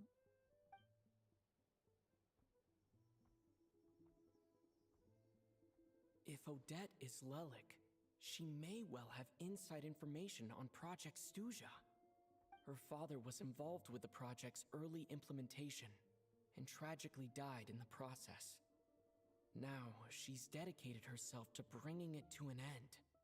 It's hard to imagine she could have gotten this far without knowing anything at all about the Tsaritsa's true intentions. When she spoke to us as a member of the Fatui, how much did she let on? And how much was she hiding? Only time will tell. Maybe tomorrow, everything will be answered. Hey look! It's snowing! Could be a tough day ahead. Make sure you wrap up warm tomorrow.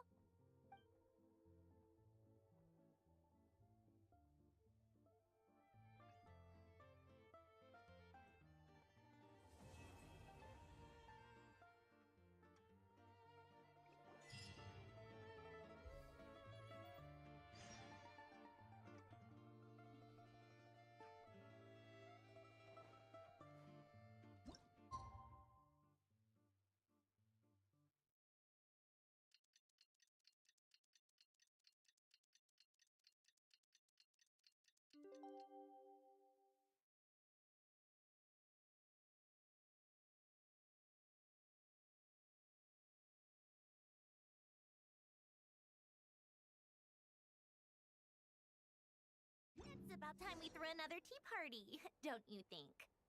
I wonder who else is free.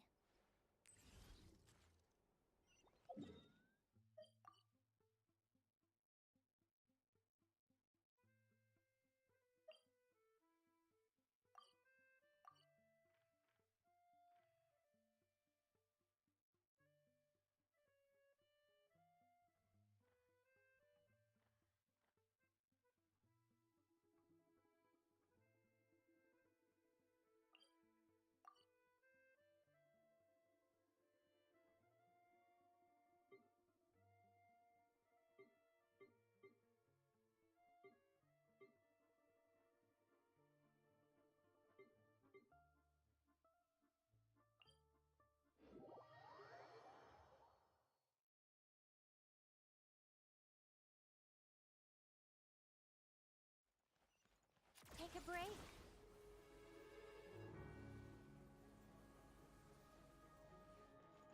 Come on, keep up.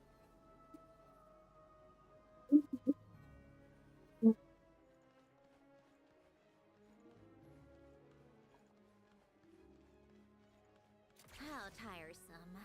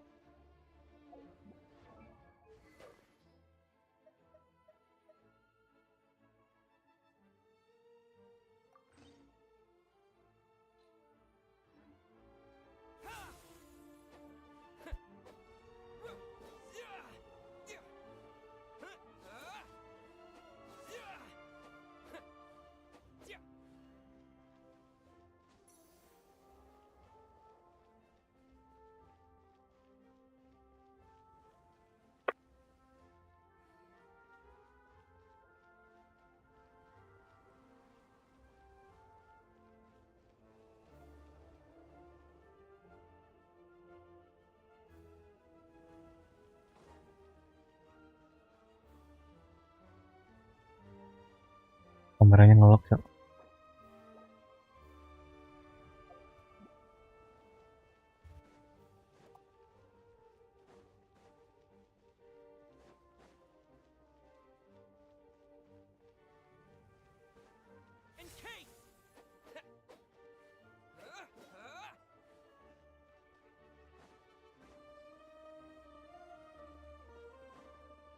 Ya ampun.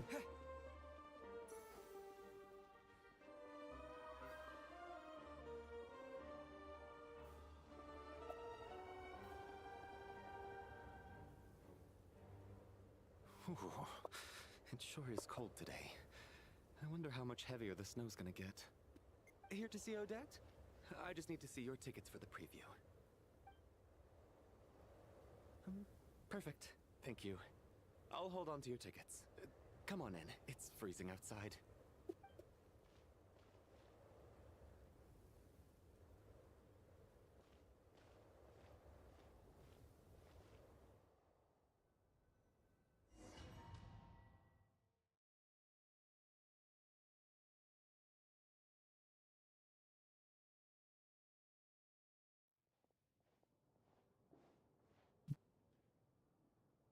I think I'll leave the Lelic question until after the show's over.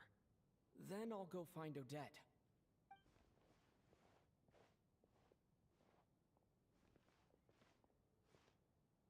Child said he was originally going to come with Tonya.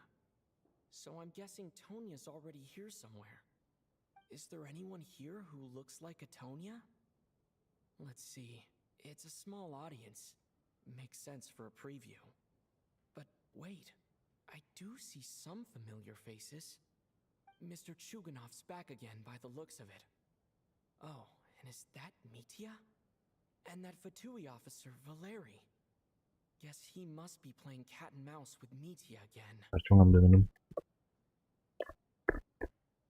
Oh no, it Looks like the show's starting and I still haven't found Tonya. Never mind.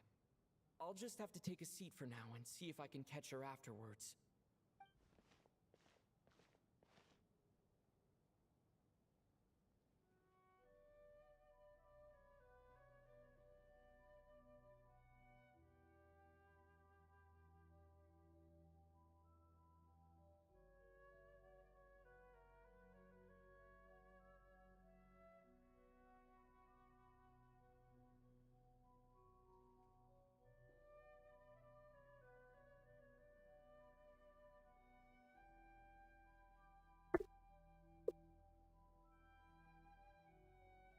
What do you?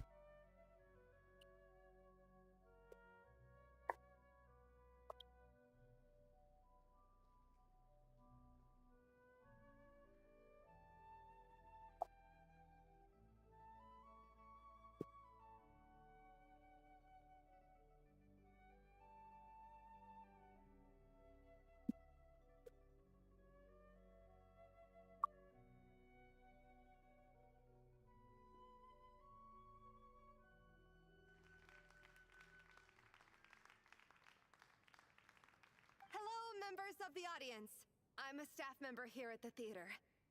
Today's performance was a very special one for us, as it marks the first attempt in a long time to revive the classic Snezhnayan ballet, Spirit Seeker. To commemorate this occasion, we would love to take a group photo of the cast, crew, and audience members present today. Could I kindly ask the audience to please come up onto the stage?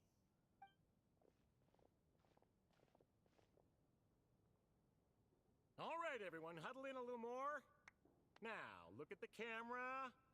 1, 2, 3.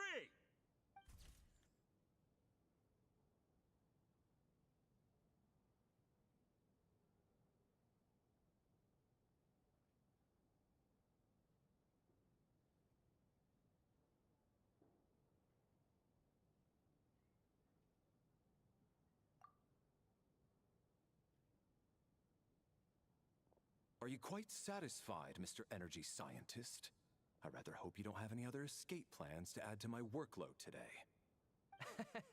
What are you talking about, Sarge? This was simply my way of inviting you to watch Miss Odette's new show with me. And wasn't the performance spectacular? In the future, I heartily encourage you to take a leaf out of my book. Find some soul-nourishing pastimes to enrich your time outside of work. It was indeed a fine performance, but I must correct you on one point. This is not time outside of work. These are working hours. Working hours and non-working hours are just a social construct. Human technology can never advance if we're too rigid in our thinking, Sarge. May we leave now? Already? I mean, I was kinda hoping to soak up the atmosphere for a little longer, but... no? Okay, guess I'm pushing my luck. Didn't seem like too much to ask, but fair enough. Off we go then, Sarge. Back to the land of working hours. Lead the way. That has to be her. She's the only person in the audience around Tonya's age. Excuse me, are you Tonya? Huh? Your brother's busy today, so I took his ticket. Don't worry about him, he's fine. Oh, okay. Sorry for the trouble. What's wrong? Are you sick? No, I'm fine. It's nothing. Maybe she caught a cold on the way here because of the weather.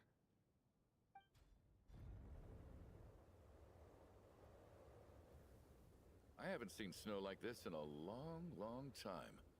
It's most unusual. I know. It's completely white out there. You can barely see a thing. I've never seen such heavy snow in my life. Let's wait it out for now. You'd be lucky not to freeze to death in this weather, let alone find your way. Well, look at that. Maybe we shouldn't be in such a rush to get back after all. What do you think? Let's wait and see. Why do you need to take it so seriously? Fate has given us this wonderful chance to take a break. We owe it to ourselves to make the most of it. Come to think of it, there's a small inn not far from here that always keeps plenty of extra blankets on hand for guests. I know the route well. Shall I head over and borrow a few blankets? That way, anyone in a hurry can wrap up warm for the journey back. Just remember to return them next time you're over this way. Sir, there's really no need to go to all that trouble. Woi, Hey, it's no trouble at all. Wait here, I'll penasaran be right back. sama website GENSHIN. What a kind gentleman. Very good. My wife and daughter are waiting for me at home, so I shall be heading back as soon as I get my blanket. So are you expecting us to go back to the Armory Palace wrapped in blankets too? Don't worry about that. I made arrangements in advance. Should I not return to the Armory Palace within 3.5 hours after Operation Showtime begins, an armed squad will be sent to collect us. They will escort us back. You are one of our key military personnel, so any weather-related risks must be eliminated. Operation Showtime? So, wait. Every single time you drag me back to work when I sneak out, it's a whole official operation? I gotta say, you've really turned this into quite a moral dilemma for me. It's snowing pretty hard out there. I think you should stay here for now. You seem a little under the weather. Sure. My brother might come pick me up in a bit anyway. Time to get to work. I should head backstage and find Odette. I need to look her in the eye and ask her about Lelik. Excuse me, are you looking for someone?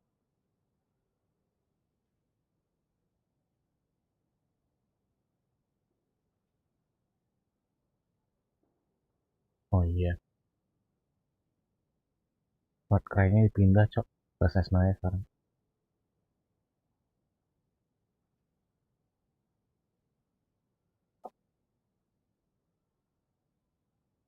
Dan Ron juga sama.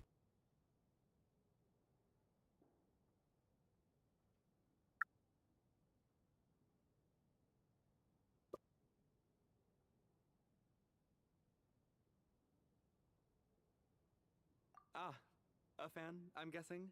Today is just a dress rehearsal, so Miss Odette won't be meeting with fans.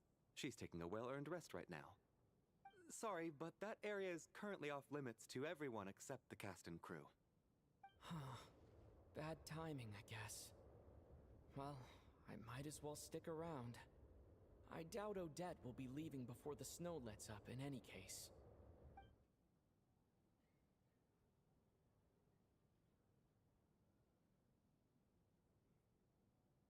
What happened to the gentleman who went to fetch the blankets?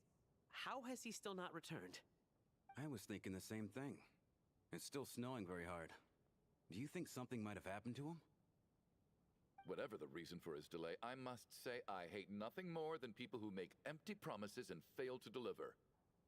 Well, I have to treat my employees like that on occasion, but that's different.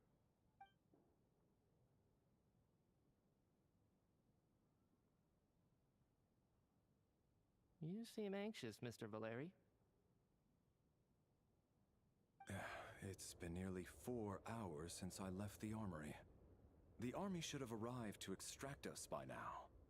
They know how much I despise tardiness and disrupted plans. There's simply no reason that they shouldn't have shown up by now, barring exceptional circumstances. Surely a snowstorm like this one counts as such. Few things in this world can stop the Snezhnayan army, Mr. Mitya. And a snowstorm is certainly not one of them. Why don't you go out and take a look? They might be right outside, waiting for your orders before they dare come in.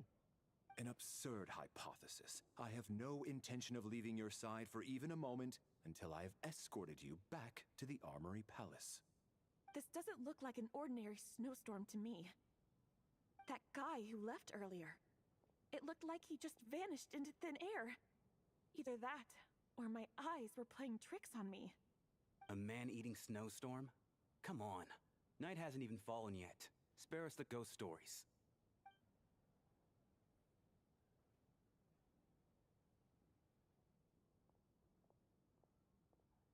Traveler, didn't know you were coming today. How come you didn't say anything? What is it? Something the matter? Tell me, I can help. Whoa, that's quite a snowstorm out there. I've been working backstage this whole time, so I didn't even notice. No wonder the audience hasn't left yet. Is weather like this rare, even in Snezhnaya? Yeah, snow like this. I'm sure I've seen it out in the wild before, but never in the city. Actually, I take that back. I don't think I've seen snow this bad even in the wild. This is something else. It's not normal. If even Alosha thinks snow like this isn't normal, could it have anything to do with that monster people have been talking about? We can't stay cooped up here forever. Someone needs to go out and take a look. No need. I have plenty of experience with snowstorms. Besides, I work here while you're an audience member. I should be the one to do it.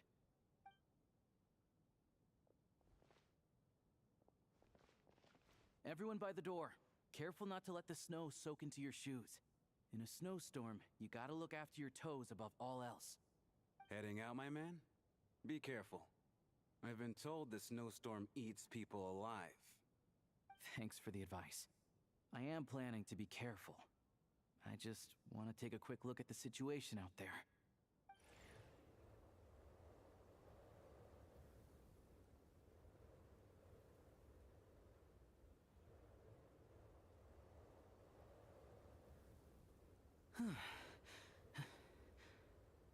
He's back! He's back! How was it? What's going on out there? Did you see any soldiers patrolling the area? Something about this storm isn't right.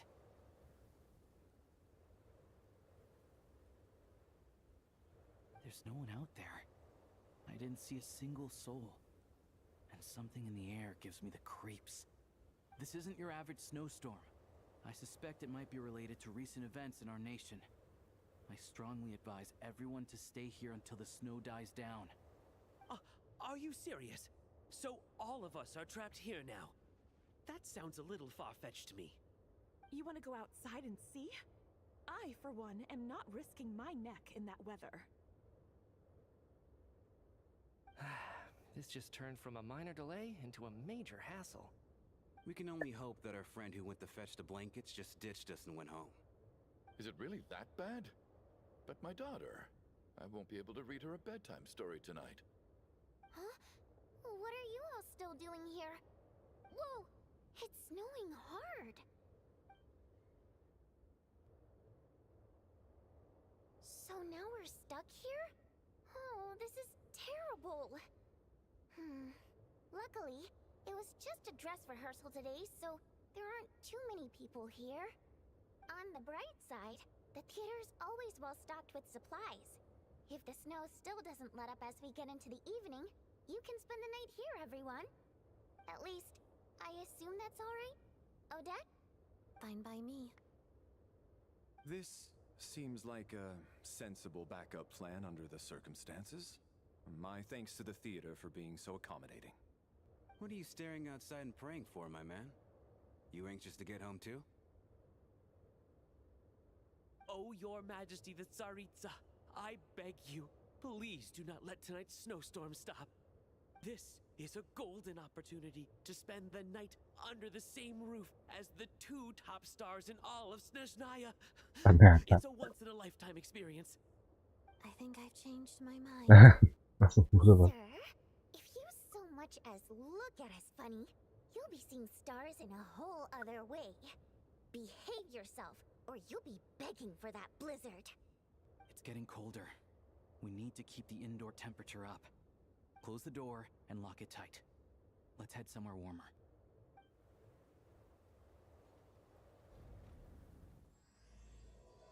Ini malam setengah arwah.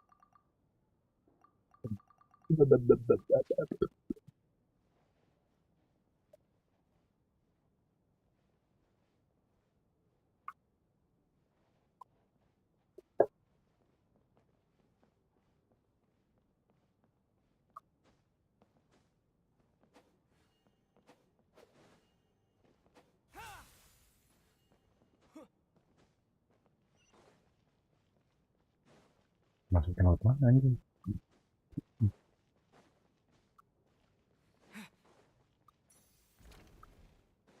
Ding ding ding ding ding ding ding ding. Orang-orang yang dikenal semua sih.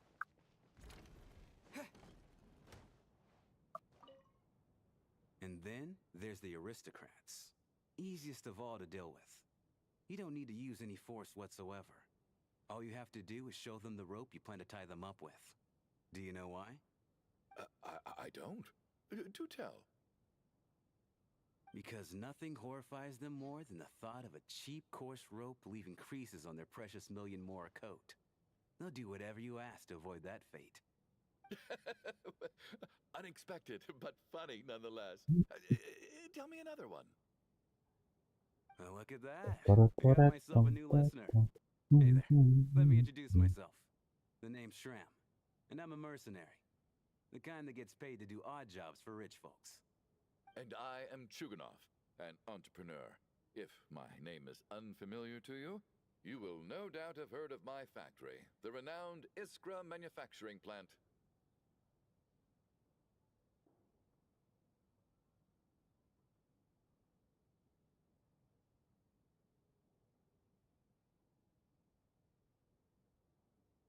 Are you really that famous, Mr. Chuganov? How come I've never heard your name before? Excuse me? Is that a joke? Or are you being serious? Oh, I'll have to ask my rope later. He's probably tied up more entrepreneurs than I've ever heard of.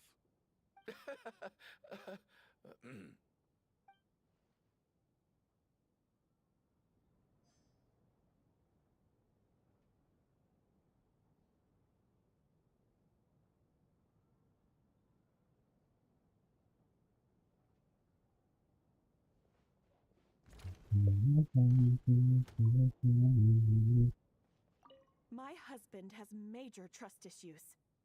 To him, I doubt even this snowstorm is a good enough excuse for me to stay out all night. That's the price of marrying into wealth. You'll get used to it. I'm not about to stop you if you want to leave, but don't drag me along. Hello? Can I help you?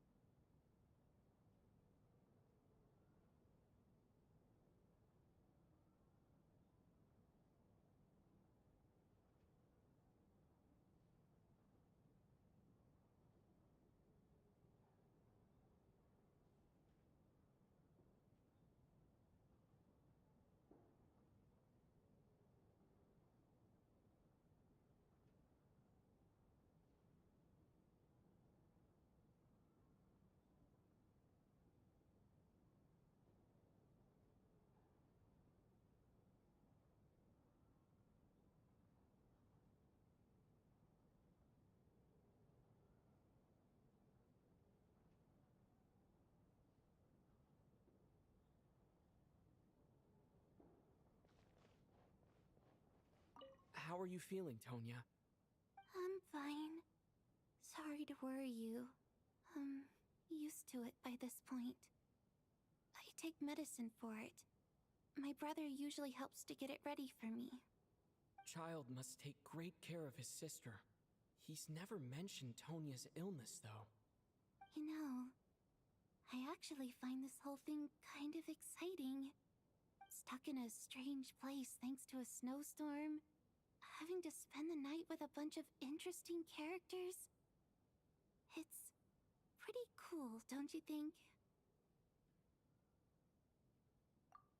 Exactly. It's like one of those stories where an ordinary school trip turns into a magical adventure. I've always wanted something like that to happen in real life.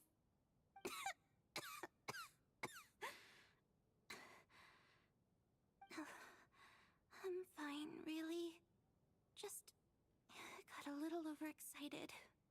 Look after yourself. Otherwise, your brother will come after me.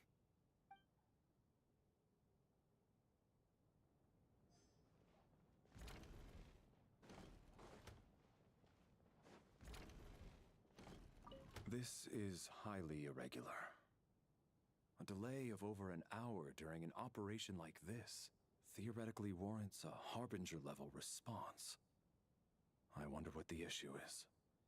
The storm, or something else. Sarge, the day you learn to let go and just enjoy moments like this is the day you'll finally understand the meaning of life. Ah, why, hello, sir. I believe you were the one sitting at a nearby table back at Podvorye Restaurant. Any friend of the theater's star performers is a friend of mine. It's a pleasure to meet you. I'm Mitya from the Energy Commission. Greetings. Major Valeri, head of the Special Assignments Battalion. Armory Palace Royal Grenadier Guards, 1st Regiment. I am here to ensure Mr. Mitya's personal safety. Please let me know if I can be of any assistance.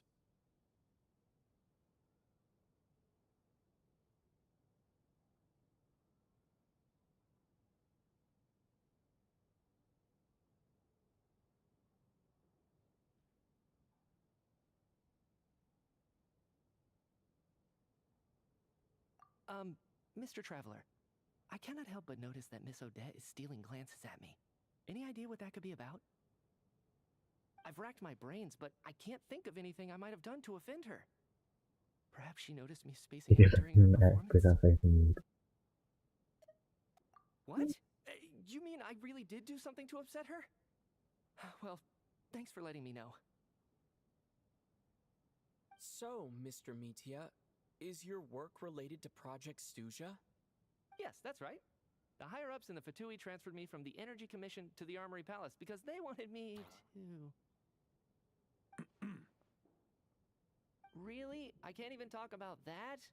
Pretty sure it counts as part of my private life. All right, I won't say anything. Sorry, Traveler. As you can see, I'm afraid this pleasant chat will have to end here.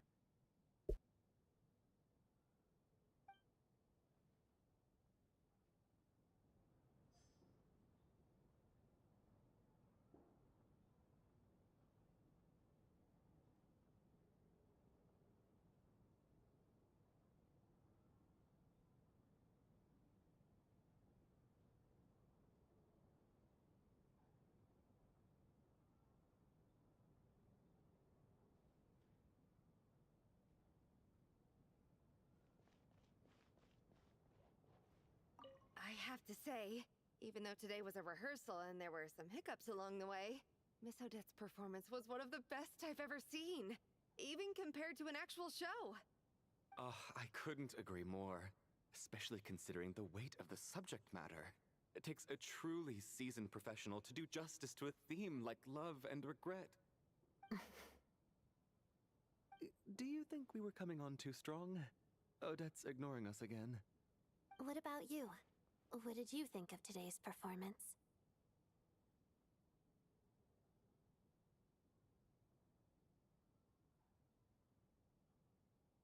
Really? That means it wasn't captivating enough to draw you in. I'll work harder to win you over next time. I'll make sure to save a ticket for you when the show's performance ready. This doesn't seem like the time or place to bring up the subject of Lelik. I need a chance to speak with her in private. So unfair. Talk about double standards.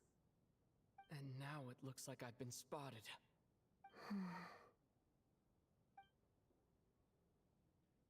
You know Mitya too?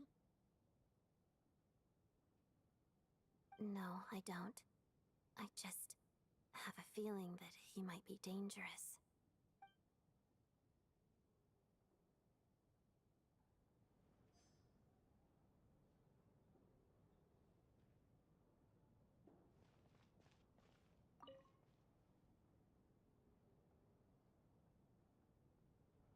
I don't think it's ever been this lively backstage before.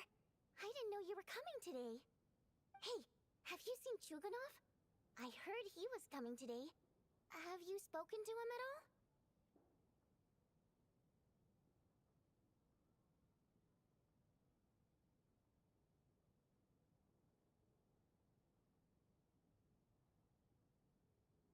I'm with you. This could be just the chance we need. Yeah, I gotta figure out a way to coax some more intel out of him.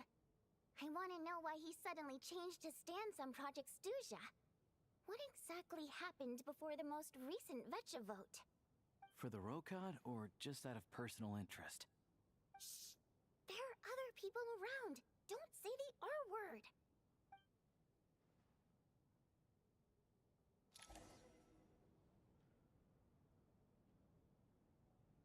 How's it looking, Alosha? No change from this afternoon. Heavy snow with no sign of slowing down. May I have your attention, please? The storm is unlikely to stop tonight, and it'll be even more dangerous outside at night than it was during the day. We at the theater owe everyone here a duty of care. Therefore, we strongly suggest that you stay on site overnight and avoid going outside unless absolutely necessary. In a few short moments, we'll give you a tour of the theater's various quarters. You can choose to sleep in the VIP room, the office, or backstage. Or on the stage if you'd prefer. We won't mind. I'll pass on sleeping on the stage. What if the snow is stopped by tomorrow morning? The early birds in the audience might think we're part of some experimental new show. A drama about sleeping? That could be fun. Maybe we could come up with a title for the production.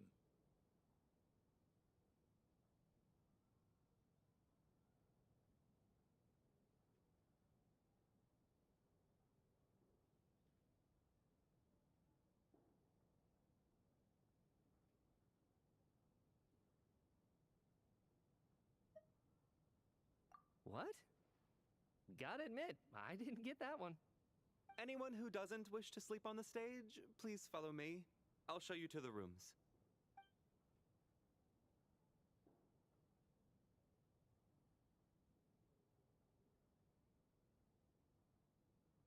I guess I'll call it a night. Though I feel like I won't sleep very well without Paimon here. I'm sure she'll be worried that I haven't made it back yet.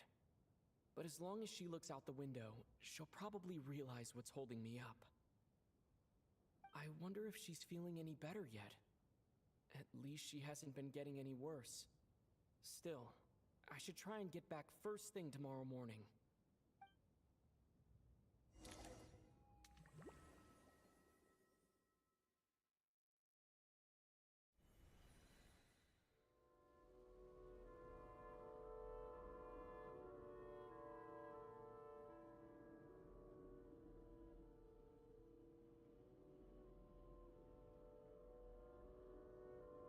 Ah, finally. Welcome back to the world of the living, lazy bones. I was about to wake you. The black mist is almost on us.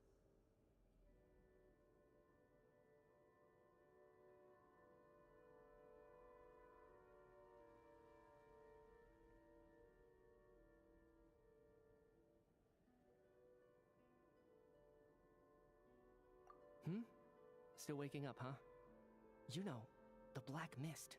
It's been chasing us from below ever since we were born. You're just dozy. There's no way you've forgotten. Come on, let's keep heading up. Onwards and upwards is the only way to survive. Don't listen to a word those black mist cultists say. Here we go again. The endless march towards survival. What's going on? That black mist down there is creeping me out. And it's rising. Guess I should head upwards and get away from it. The Black Mist cultists believe that being swallowed by the Black Mist leads to everlasting peace. But if you ask me, they're just lying to themselves. We're the only heretics left, the only ones who refuse to give in. We have to keep going. But how do you actually know that they're wrong? Dangerous question there, Torgov. The moment your faith wavers, you start a chain reaction that ends in the collapse of your will. Put the question out of your mind. Stay strong and believe that the Black Mist means certain death. Okay, but it's not my mind that's the problem. My body's about to give up on me. It's already starting to... I can't do this anymore. I've had enough of being forever on the run. What's the point of it all? All this will pass eventually, I promise. Keep fighting. It will be worth it. You accuse the Black Mist cultists of being liars. But you're lying too. There is no end to this path. It keeps going up forever. There was never any hope to begin with. The cult of the Black Mist has poisoned your mind, Sobolova. Are you thinking of giving up as well? I am. I think I'll take my chances with the Black Mist over this perpetual torture. As much as I detest the Black Mist cultists, I'm just too weary. Then I bid you both farewell. Let me put my personal opinions aside for a moment and say, I hope that you both find peace within the Black Mist.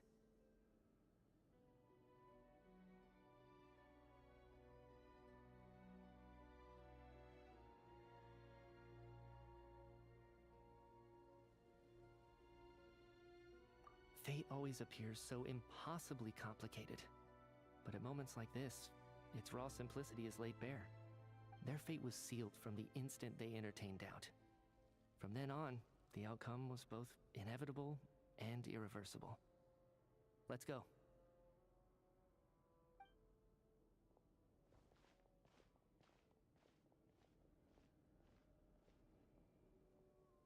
Torgov and Sobolova are gone. I never thought the day would come when even they would be swallowed by the Black Mist. It's just you and me now.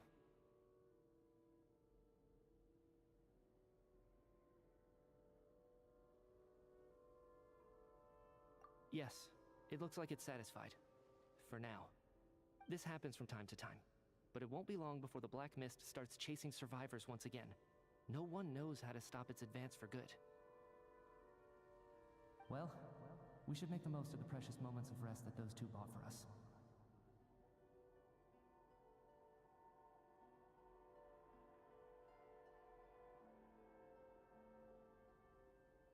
Huh?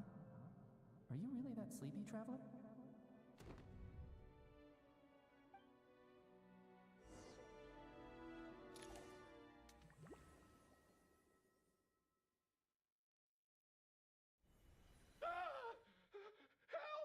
Somebody, come quick! What is it, Chuganov? What's wrong? Huh? Is it morning already? What's all the commotion?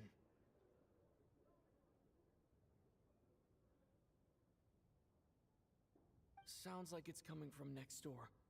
I should check and see what's going on.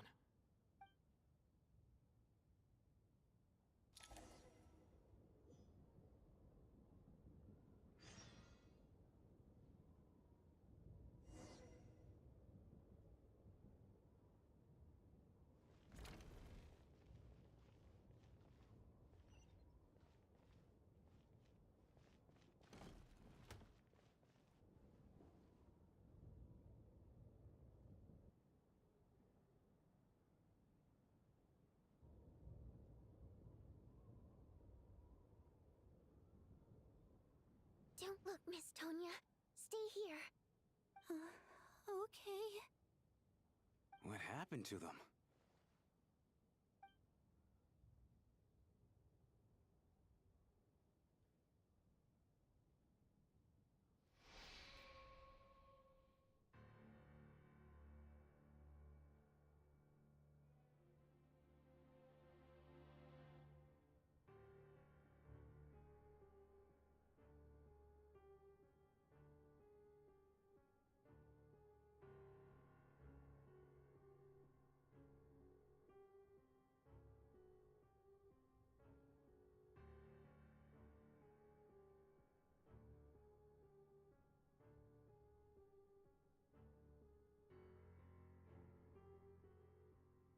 These two people have passed away. And the strange thing is that somehow, I knew this was going to happen. I knew that they would be the ones to die. Have I seen this moment before? Or did I have some kind of premonition? I can't remember what it was. Let me take a look.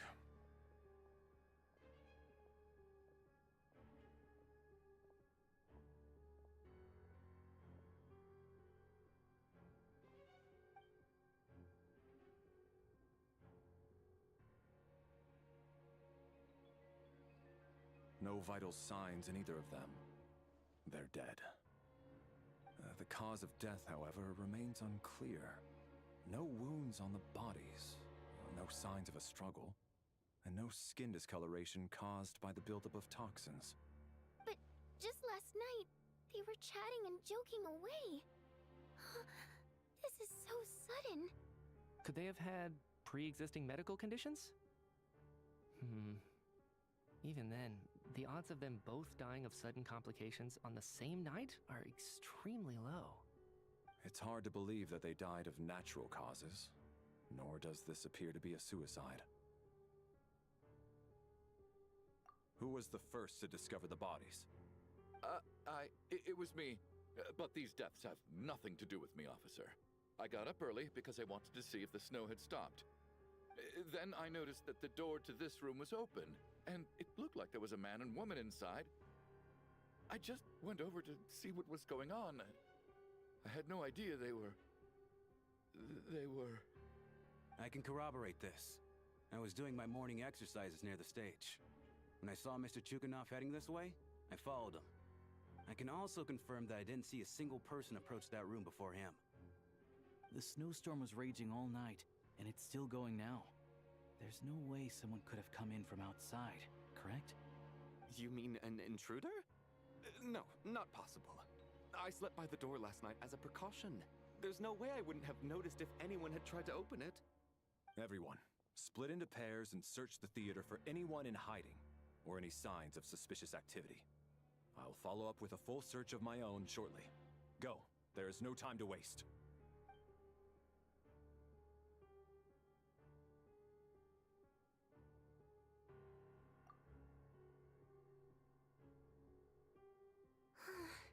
Nothing on your end either?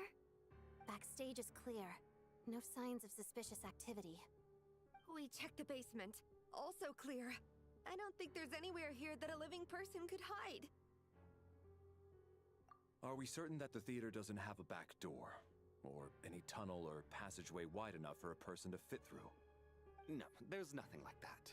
If people were sneaking in through some secret tunnel to avoid buying a ticket, we'd have sealed it off ages ago. I also checked the windows. All of them are locked from the inside, and there's no sign of anyone entering or leaving. It sounds like we can safely rule out the intruder theory. If anyone came in during the night in this weather, there'd be no way for them to avoid leaving footprints or water stains. This can only mean one thing. It's like one of those murder mysteries you see in novels and plays, isn't it? The ones where the killer is one of us. We can't quite jump to that conclusion just yet. Could he be right? It's hard to imagine something like that happening in real life. Set in a theater during a snowstorm, a murder takes place, and the killer is among us. It's such a classic trope that it seems unbelievable. Looking at who the killer targeted, and the clean entry and exit, it all adds up. I know what this is. It's obvious now that I think about it. What is? What have you figured out? Both victims were wealthy, well-known local merchants. And the door was deliberately left open, so I would discover the bodies and witness the crime scene first thing in the morning. Such ruthless methods. This was your doing, wasn't it, Lelik? Lelik? You mean Lelik is among us? And he's the killer? Lelik. I know this code name. Member of the Rokot, anti-Project Stuzha. Always works alone. I've read the case files at the Armory Palace.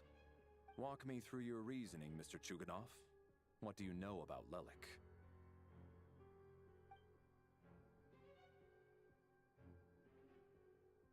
What now, huh? What now, Lelik? What more do you want from me? I already voted against Project Stuzha at the Snezhnaya. You snuck into my house the other day while I was asleep. Left a threatening letter. And I did all that you asked. But Project Stuzha cannot be so easily shaken. Not with the rooster in charge.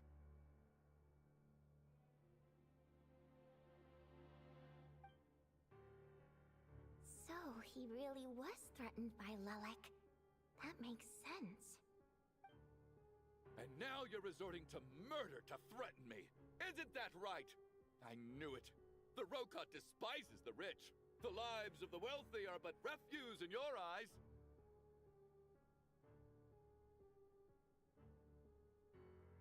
Show yourself! Which one of you is Lilac, Tell me! I'll do whatever you want! Just stop playing these mind games!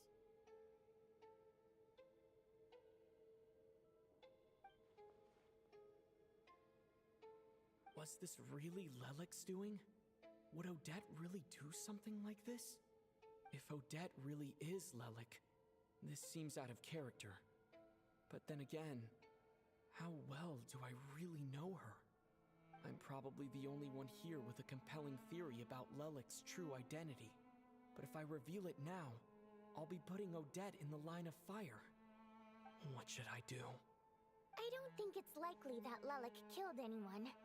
At least from the stories I've heard, he's never killed anyone before, and his name has never come up in connection with any murder cases. Besides, even if Lelek did want to threaten you, why resort to such an extreme and roundabout method? It's not his style at all. Vodyanitsa doesn't know that Lelek might be Odette, but her assessment is pretty much identical to mine. Miss Vodyanitsa, why do you suddenly feel the need to speak in Lelek's defense? Defense? Oh, no, it's just... I'm worried that we're jumping to conclusions here, so I wanted to share my point of view. Also, I don't think the Rokot is as bad as you're making it out to be. Well, if you think I'm so wrong, what's your theory then, Why don't you tell us who the killer is? The case is still evolving, Mr. Chuganov. Please do not prevent others from expressing their opinions so early on in the discussion. Even so, there's no denying that the recent threat received by Mr. Chuganov may well be an important clue. So there's still a good chance that Lelek is right here among us. I can't do this anymore. I don't care if it's still snowing outside. I have to get out of here.